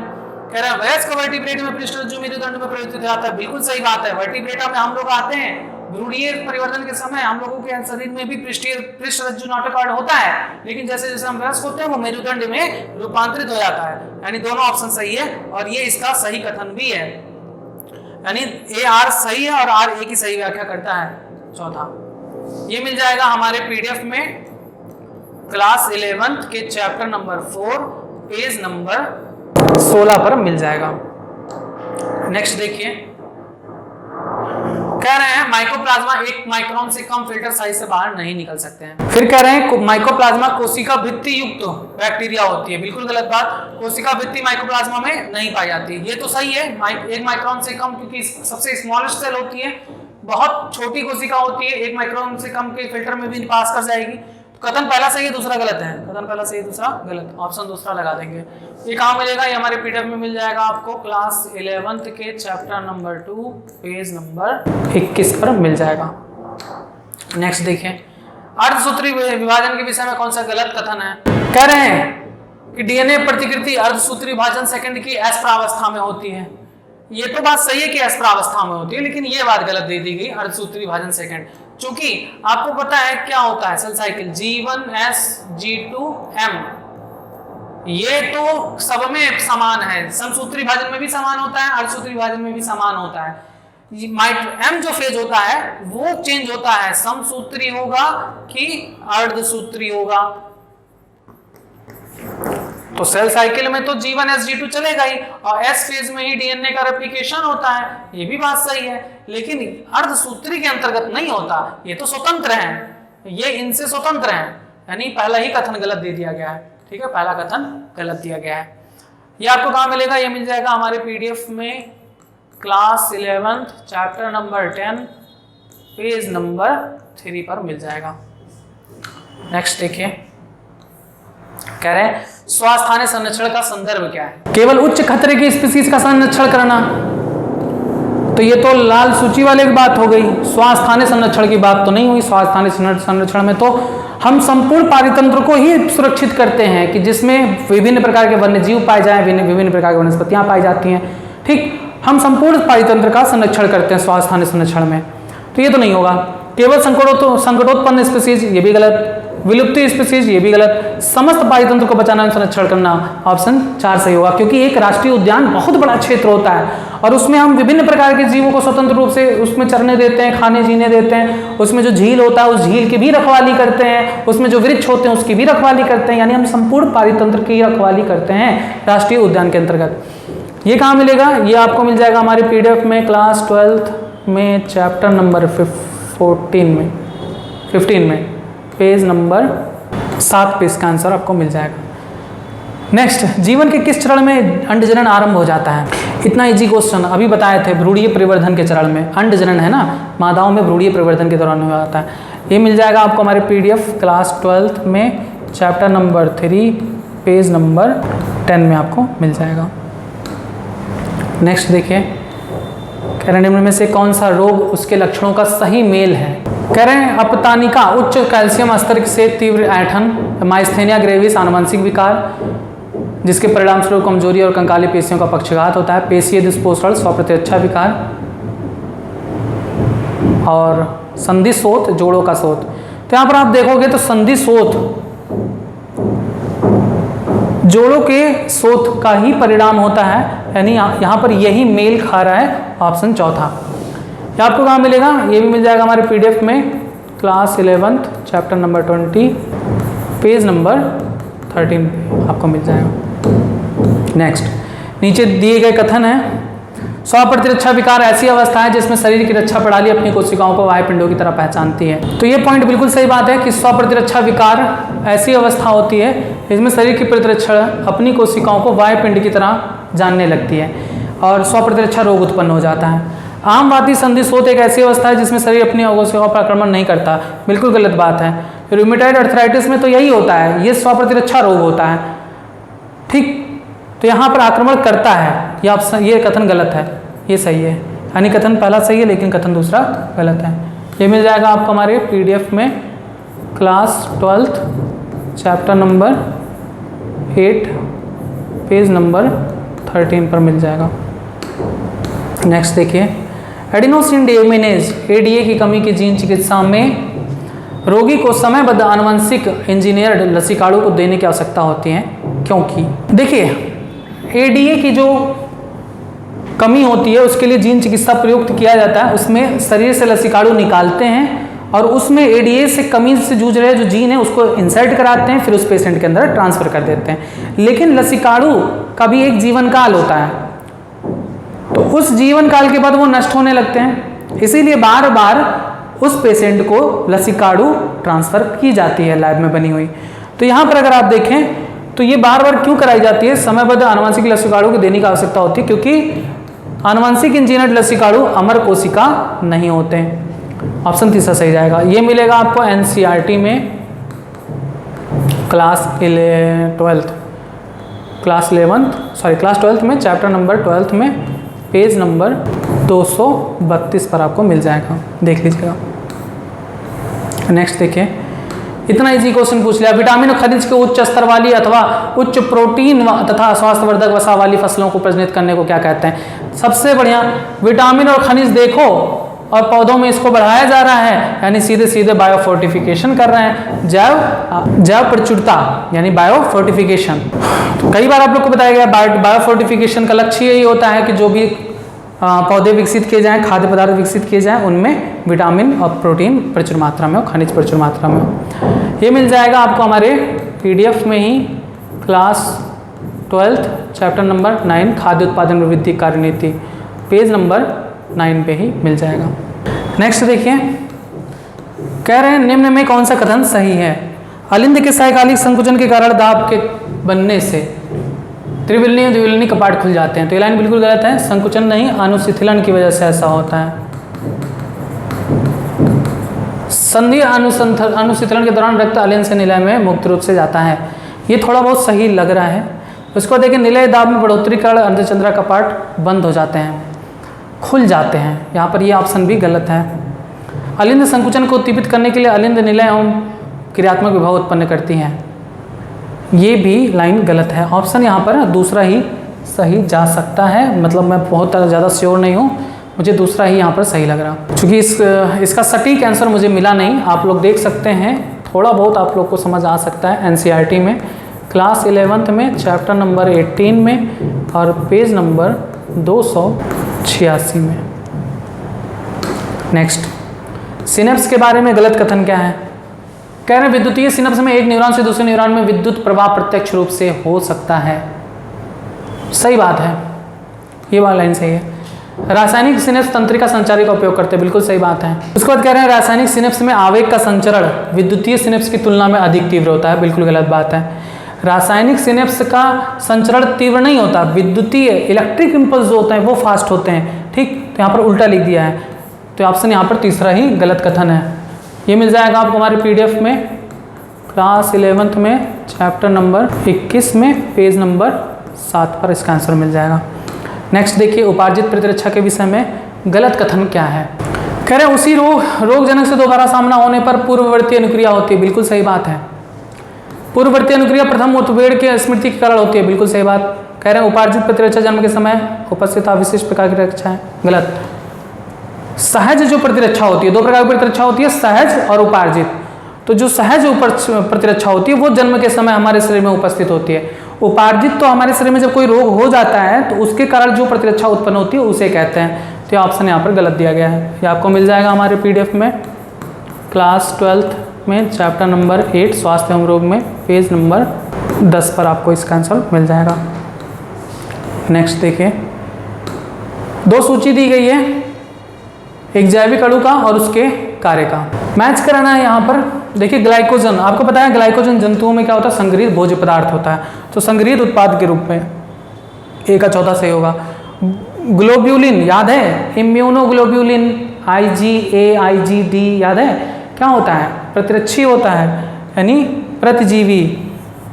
उसके बाद स्टेरॉइड क्या होता है, एक हार्मोन होता है। थ्रोम्बिन का नहीं पता तो थ्रोम्बिन का आप चाहे उत्प्रेरक, 3 का पता ही चल गया है, थ्रोम्बिन का आप चाहे उत्प्रेरक के रूप में लगा सकते हो। देख लीजिए, पहले का चौथा इसमें और इसमें है, बी का तीसरा बी का तीसरा जाएगा, इसमें नहीं है, इसमें ऑप्शन तीसरा सही जाएगा। ये आपको मिलेगा हमारे PDF में मिल जाएगा, सारे के सारे क्लास 11th में जाएगा, चैप्टर नंबर 9 में चला जाएगा। ठीक, कई सारे पेज नंबर पे होंगे उसके। नेक्स्ट देखिए, 2 कॉलम दिया गया है, इसको मैच करना है। डायाफ्राम, गर्भनिरोधक गोलियां, अंतर्गर्भाशयी युक्तियां, स्तनपान, अनावर्तव, क्या कार्य है? देखिए डायाफ्राम जो होता है वो एज ए बैरियर यूज किया जाता है, गर्भाशय ग्रीवा को ढककर शुक्राणु के प्रवेश को रोक देता है, यानी इसका ये सही हुआ। गर्भनिरोधक गोलियों का कार्य क्या होता है? एक तो अंतरोपण को रोकता है और दूसरा अंडोत्सर्ग को भी रोकता है, यानी ऑप्शन पहला सही होगा। उसके बाद देखिए अंतर्गर्भाशयी युक्तियां IUD का क्या कार्य होता है? भक्षाणु क्रिया होती है, बढ़ा देती है, शुक्राणु की भक्षाणु क्रिया को बढ़ा देती है। कॉपर टी याद है, कॉपर आयन रिलीज होते हैं जो शुक्राणु के फैगोसाइटोसिस का काम करते हैं। स्तनपान अनार्तो यानी लैक्टेशनल एमेनोरिया क्या करता है? प्रसव के बाद आर्तोचक्र में अंडोत्सर्ग की अनुपस्थिति। ठीक, तो ए का चौथा, बी का पहला, अब सीधे नहीं यहाँ पर है, सी का यहाँ पर देखिए, सी का दूसरा, ऑप्शन पहला सही लगा दीजिए। ये मिल जाएगा आपको हमारे PDF में सारे के सारे क्लास 12th में चैप्टर नंबर 4 पेज नंबर 2 से ही आपको इसका आंसर मिलना शुरू हो जाएगा। नेक्स्ट देखिए, कह रहे हैं 15N यानी समस्थानिक नाइट्रोजन दिया गया है वाले DS-DNA यानी डबल स्टैंडर्ड DNA वाली 10 कोशिकाएं, 10 E. coli की कोशिकाएं हैं, उसे हम N14 न्यूक्लियोटाइड वाले माध्यम में रख देते हैं। 60 मिनट पश्चात E. coli की कितनी कोशिकाएं N15 से पूर्णतः मुक्त होंगी? तो इसका सॉल्यूशन आपको मिलेगा हमारे ही PDF में class 12th chapter number 6 page number 13 पर। ये एक्चुअली एक एक्सपेरिमेंट किया गया था कि DNA का रेप्लिकेशन अर्धसंरक्षी होता है या नहीं में। तो वहां पर बताया गया था E. coli प्रति 20 मिनट पर विभाजित होती है। कह रहे हैं एक डबल स्टैंडर्ड DNA वाली 10 कोशिकाएं हैं, 10 कोशिकाएं हैं DS-DNA वाली, जिसमें N15 है, सारे DNA N15 वाले हैं। अब 10 कोशिकाएं 20 मिनट पर विभाजित होंगी तो कितना बनाएंगी? 20 कोशिका। फिर 20 कोशिका 20 मिनट पर विभाजित होंगी तो कितना बनाएंगी? 40 कोशिकाएं। और फिर 40 कोशिकाएं 20 मिनट में विभाजित होकर कितनी बनाएंगी? 80 कोशिकाएं। 20 20 40 60 हो गया ना, 60 मिनट। पहला तो ये देख लो कि 60 मिनट पश्चात कितनी कोशिकाएं बनेंगी? तो 80 कोशिकाएं बनेंगी। अब आपको पता है कि एक बार के विभाजन में डबल स्टैंडर्ड DNA यहां पर N15 दिया गया है, दोनों क्या है? N15, N15 ये भी है, N15 ये भी है। इनको संवर्धन माध्यम में, ऐसे संवर्धन माध्यम में रखा गया है जहां पर N14 है। तो अब जो कोशिकाएं बनेंगी उनमें जो DNA होंगे, अब ये पृथक होंगे, पहले N15 पृथक हो गया, नहीं सॉरी, N15 पृथक हो गया, एक स्टैंड इधर और एक स्टैंड इधर। N14 को हम रेड पेन से दिखा देते हैं। अब N14 के कारण ये बना 20 मिनट में, 20 मिनट में, ठीक, संकर बनते हैं। अब इनमें जब 20 मिनट बाद देखा जाएगा तब क्या होगा? तो इनमें जब 20 मिनट बाद देखें, अरे ये तो पूरा गायब ही हो गया, कहीं से रिवर्ट आएगा, फिर से बताना पड़ेगा, नहीं आएगा। चलिए फिर से कोशिश करते हैं। 10 कोशिकाएं यहां पर दी गई हैं, 10 कोशिकाएं यहां पर दी गई हैं। कह रहे हैं कि 60 मिनट बाद पहले निकालना है कितनी कोशिका होंगी। तो आप लोग पता चल चुका है कि 20 मिनट में विभाजित होती हैं और 20 मिनट में विभाजित होकर 10 से 20 कोशिका बनेगी, फिर 20 मिनट में विभाजित होकर 20 से 40 कोशिका बनेगी और फिर 20 मिनट बाद विभाजित होकर 40 से 80 कोशिका बनेगी। ये तो क्लियर हो गया, टोटल 80 कोशिकाएं बनेंगी। अब 10 कोशिका में क्या था? N15 था, N15, ठीक। अब उसके बाद 20 मिनट बाद क्या होगा, अभी रहने दो इसको। 20 मिनट बाद ये एक डीएनए से 2 डीएनए हो जाएंगे, जिनमें अब चूंकि N14 रखा गया, N14 के माध्यम में रखा गया है, N14 के माध्यम में रखा गया है। ये सारी चीजें आप लोग को बताई गई हैं अर्धसंरक्षी वाले एक्सपेरिमेंट में कि डीएनए का द्विगुणन अर्धसंरक्षी होता है या नहीं। उसमें अगर आपने पढ़ा है तो समझ जाओगे, हम बहुत ज्यादा डिटेल नहीं बताएंगे यहाँ पर। अब इसको अगर हम इस कोशिका को N14 वाले मीडियम में रख दें तो जो नई डीएनए की स्ट्रैंड बनेगी वो कौन सी बनेगी, N14 वाली बनेगी, N14, ठीक। यानी यहाँ पर N14 बनेगा और एक स्ट्रैंड तो पहले से ही था N15 का, इसीलिए तो कहा जाता है कि डीएनए का प्रतिरक्षी अर्धसंरक्षी होता है। तो ठीक है, ये हो गया। अब उसके बाद देखेंगे 20 मिनट बाद फिर क्या होगा। तो 20 मिनट बाद अगर आप देखोगे तो ये ऊपर चले जाएंगे भैया, और ये अलग हो जाएंगे और ये भी अलग हो जाएंगे। ये अपना अलग हो गया, ये अपना अलग हो गया। अब इन पर फिर से N14 वाला आ जाएगा, इन पर फिर N14 वाला आ जाएगा, क्योंकि N14 में ही रखे गए, इन पर N14 आ जाएगा, इन पर N14 आ जाएगा, ठीक। 20 मिनट ये हो गया, 20 मिनट ये 40 मिनट हो गया। अब एक और 20 मिनट का और कराना है। 20 मिनट बाद और देखते हैं क्या होता है। 20 मिनट बाद अब इनको देखिए, ये डिवाइड होंगे, ऊपर चले जाएंगे, ये डिवाइड होंगे, यहां चले आएंगे। अब चूंकि N14 में ही है तो इसलिए इन पर भी स्टैंड N14 का होगा। इनका देखिए, ये विभाजित होंगे तो N14 वाला ही बनाएंगे दोनों डीएनए, ये विभाजित होंगे N14 वाला ही बनाएंगे। ये अलग हुए हैं तो ये वाला भी N14 ही बनाएंगे। यानी यहां पर आप देखें तो N14 N14 N14, यहां पर N14 और N15 दोनों बना है, यहां पर भी संकर बना है, ठीक है, N14 N15। अब नए लोग तो नहीं सीख पाओगे क्योंकि ये इतना इजी वाला टॉपिक भी नहीं है कि तुरंत सीख जाओ, इसलिए मैं उन्हीं के लिए है कि जो पहले से पढ़े हुए हैं वो तुरंत समझ जाएंगे क्या हम कहना चाह रहे हैं।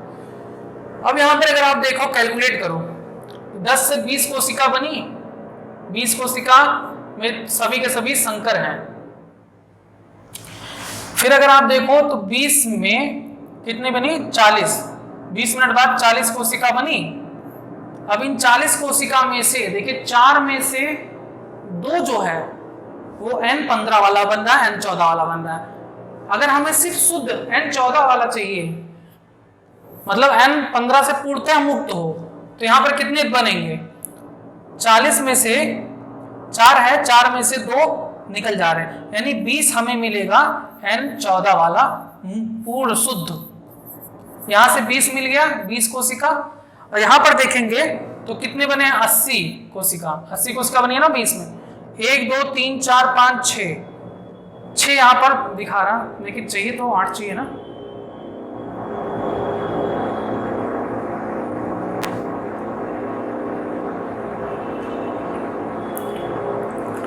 यहां पर 2 गलत हो गया है। यहां पर एक स्टैंड ये था, इससे तो ये बन गया, इससे जो है ये बन गया, इससे ये बनेगा, एक और डीएनए बनेगा, ठीक है। और इससे देखिए एक ये बना और एक ये बना, एक डीएनए से 2 डीएनए बनेंगे। इससे देखिए एक डीएनए बना, एक और यहाँ पर रहेगा, यहाँ पर कुल 8 डीएनए बनेंगे। 1 2 3 4 5 6 7 8 डीएनए बने। 8 में से अगर आप देखोगे, 8 में से 1 और 2, इसमें N15 आ रहा है तो ये तो निकल जाएगा, यानी यहाँ पर 2 निकल गया, बचा कितना, 6।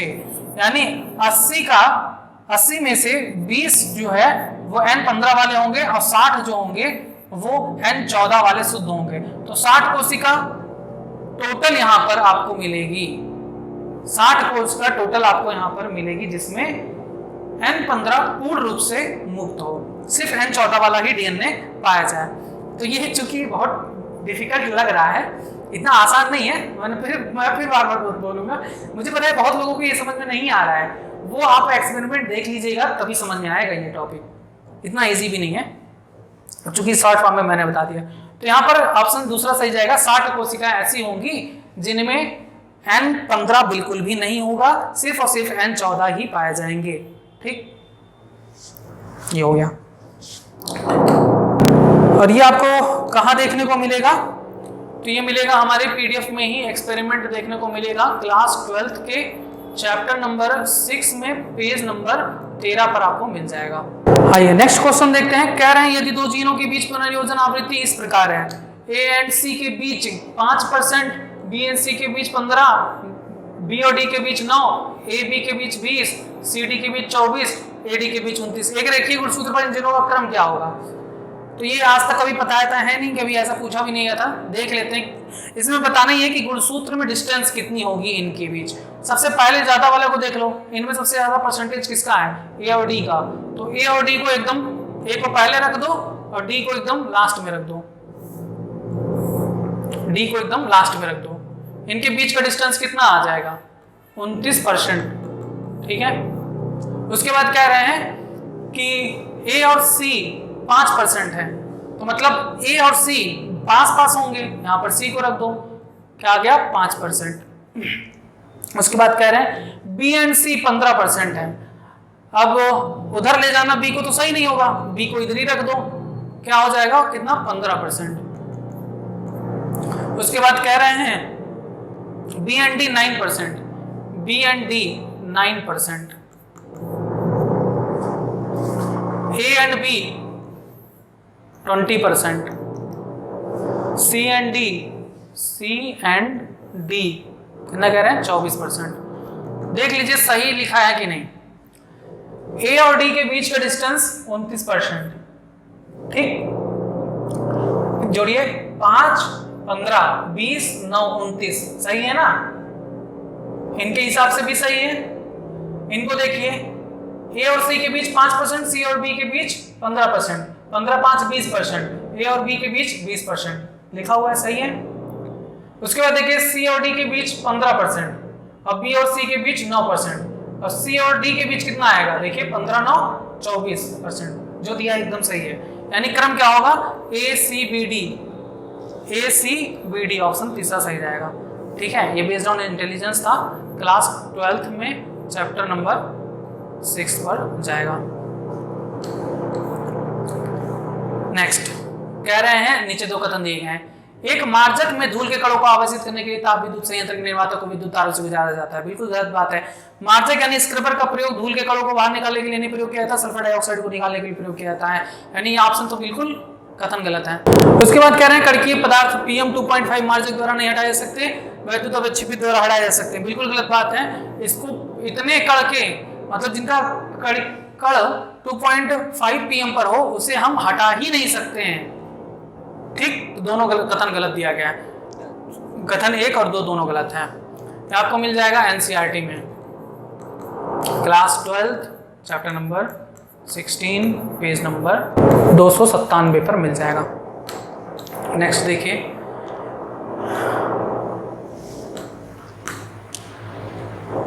मानव इंसुलिन से संबंधित कथन दिए गए हैं, कौन सा इनमें से कथन आनुवांशिक इंजीनियर्ड इंसुलिन के बारे में सही है? कह रहे हैं प्राक हार्मोन इंसुलिन में सी पेप्टाइड का अतिरिक्त फैलाव होता है, प्रो इंसुलिन में। बिल्कुल सही बात है, प्रीवियस ईयर का क्वेश्चन सॉल्व करा देता तब भी बताए थे, आया था।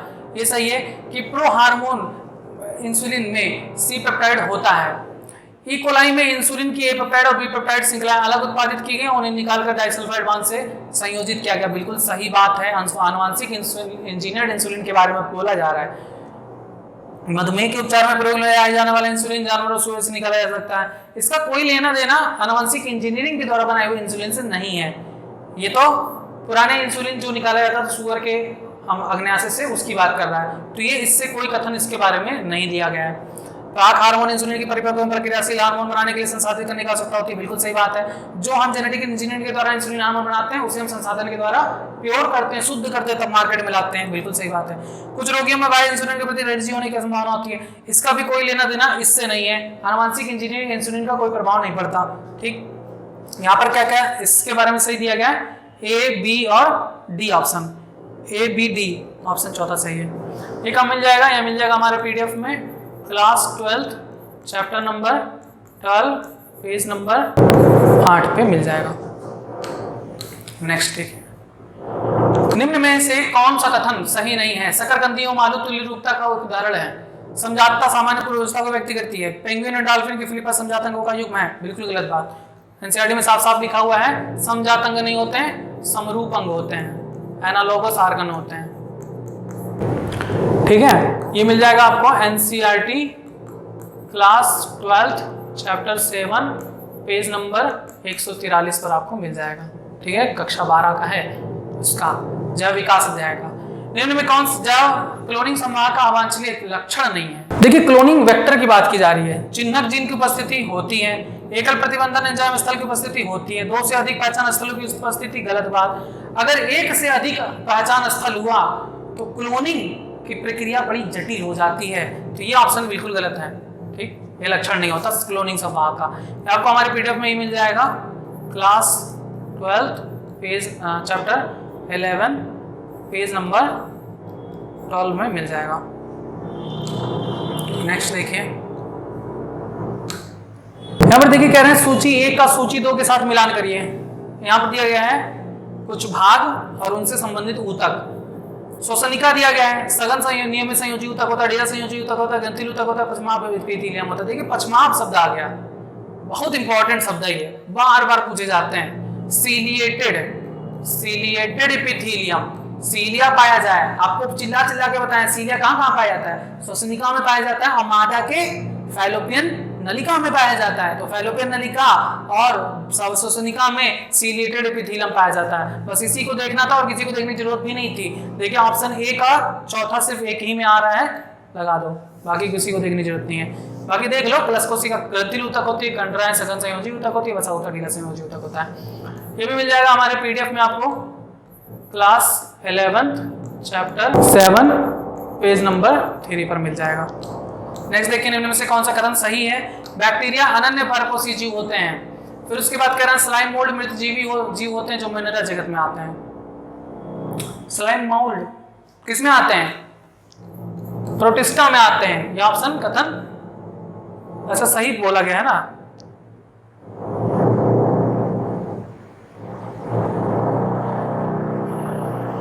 हाँ, सही ढूंढना है। तो ये भी गलत है। देखिए परपोषी जीव हैं, परपोषी नहीं होते हैं। बहुत सारे बैक्टीरिया स्वकोषी भी होते हैं, परजीवी भी होते हैं, ये भी गलत है, ये भी गलत है। माइकोप्लाज्मा में डीएनए, राइबोसोम एवं कोशिका भित्ति होती है, कोशिका भित्ति नहीं पाई जाती है, अभी आप लोग देखे थे, तो ये भी गलत है। साइनोबैक्टीरिया स्वकोषी जीव समूह है। साइनोबैक्टीरिया इसीलिए कहा भी जाता है ब्लू ग्रीन एल्गी, उसमें क्लोरोफिल पाए जाते हैं जिसकी वजह से वो प्रकाश संश्लेषण कर सकते हैं, स्वकोषी होते हैं और इन्हें मोनेरा जगत में रखा गया, बिल्कुल सही बात है। चौथा कथन बिल्कुल सही है।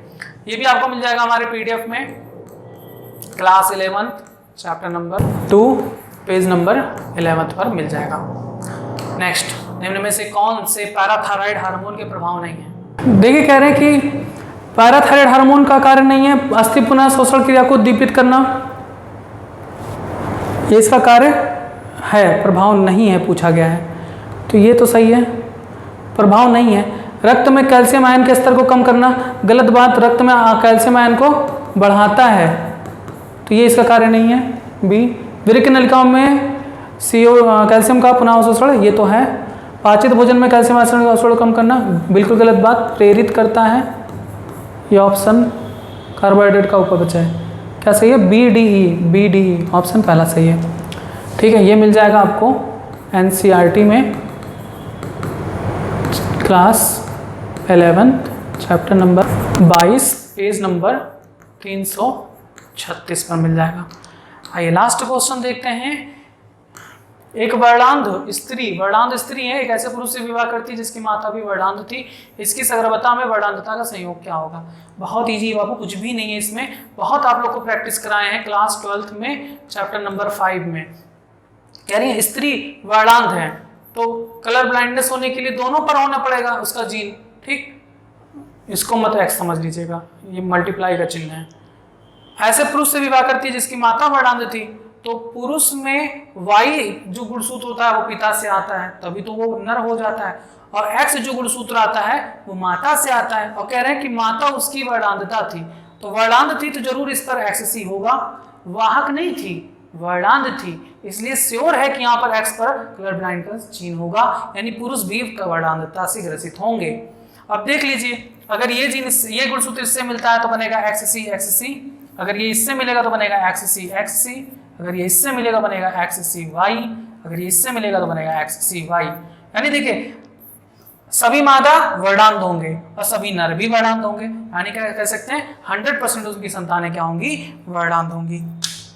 ठीक, गला दर्द होने लगा बोलते बोलते, हम भी थक गए। संतुष्ट हैं आप सभी? सारे आंसर्स आप लोगों को बता दिए गए, कहाँ से आए ये भी आप लोगों को दिखा दिए गए हैं। जिन्होंने पीडीएफ परचेज किया था वो फायदे में रहे होंगे, और जिन्होंने नहीं किया था वो भी कोई घाटे में नहीं रहे होंगे, बिल्कुल आप पढ़े होंगे। और मेरा हमेशा से यही चाह है कि आप सभी आगे बढ़ो, कोई जरूरी नहीं कि आप हमें पैसा पेड करो तभी आगे बढ़ो, ऐसा कुछ भी नहीं है। निःशुल्क मैं पढ़ाता हूँ आपको, आप वहाँ से भी नोट कर सकते हो और पढ़ सकते हो। ठीक है, तो एनालिसिस पूरा कंप्लीट मैंने कर दिया, आप लोग को भरोसा हो गया है कि कहाँ से क्वेश्चन आ रहे हैं ज़्यादा से ज़्यादा। अब ट्रस्ट है तो आप कंटिन्यू पढ़िए हमसे, और नहीं ट्रस्ट है तो फिर आप कहीं और देख सकते हैं, मुझे कोई आपत्ति नहीं है।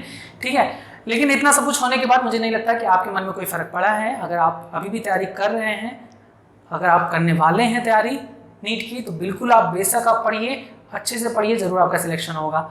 सब कुछ आपका एनसीईआरटी से आ जाता है। अगर आप एनसीईआरटी के साथ साथ हमारे पीडीएफ को भी ले लेते हो तो उसमें आपको डबल बेनिफिट हो जाता है। आप सीधे पीडीएफ से पढ़ते चलोगे तो 70 से अबव क्वेश्चन आपको पूरा मिल जाएगा, एनसीईआरटी देखने की जरूरत नहीं पड़ेगी। लेकिन मैं ये नहीं कहूँगा, एनसीईआरटी भी आप जरूर देखा करिएगा, छोटी सी पतली सी बुक है, वो भी इंपॉर्टेंट है।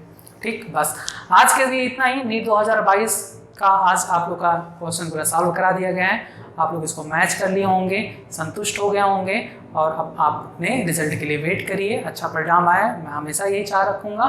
ठीक है, यदि आप हमारे चैनल पर नए हैं और आपको पता नहीं है पीडीएफ लेने का प्रोसेस, तो आपको इसी वीडियो के डिस्क्रिप्शन में आपको लिंक भी दे दिया जाएगा कि पीडीएफ कैसे मिलेगा। कॉन्टैक्ट नंबर आपको व्हाट्सएप नंबर मिल जाएगा, आप उस पर अपना क्लास लिख के मैसेज कर देंगे तो आपको सैंपल भेजा जाएगा, और पीडीएफ परचेज करने के लिए सारा प्रोसेस आपको बताया जाएगा। ठीक है, यहाँ पर आपने देखा होगा कि जितने भी क्वेश्चन थे, जिसने भी नीट का प्रीवियस ईयर का जो मैं टेस्ट लेता था, अगर वो बैठा था उसको टेस्ट को दिया है, आपको बहुत बेनिफिट हुआ होगा, क्योंकि आपने देखा है कि बहुत सारे क्वेश्चंस तो उससे रिलेटेड ही पूछे गए थे। हम ये कह सकते हैं 20 से ऊपर क्वेश्चन तो आपके रिलेटेड थे प्रीवियस ईयर के क्वेश्चन से, अगर आपने सॉल्व किया होगा तो। ठीक है, बस आज के लिए इतना ही, और अधिक जानकारी के लिए आप हमारे चैनल को सब्सक्राइब जरूर करिए, और अगर आपको वीडियो समझ में आता है, पढ़ने में अच्छा लग रहा है, तो लाइक भी जरूर कर दिया करिए, अपने फ्रेंड सर्किल में, रिलेटिव्स में आप उसको शेयर भी कर दिया करिए। धन्यवाद।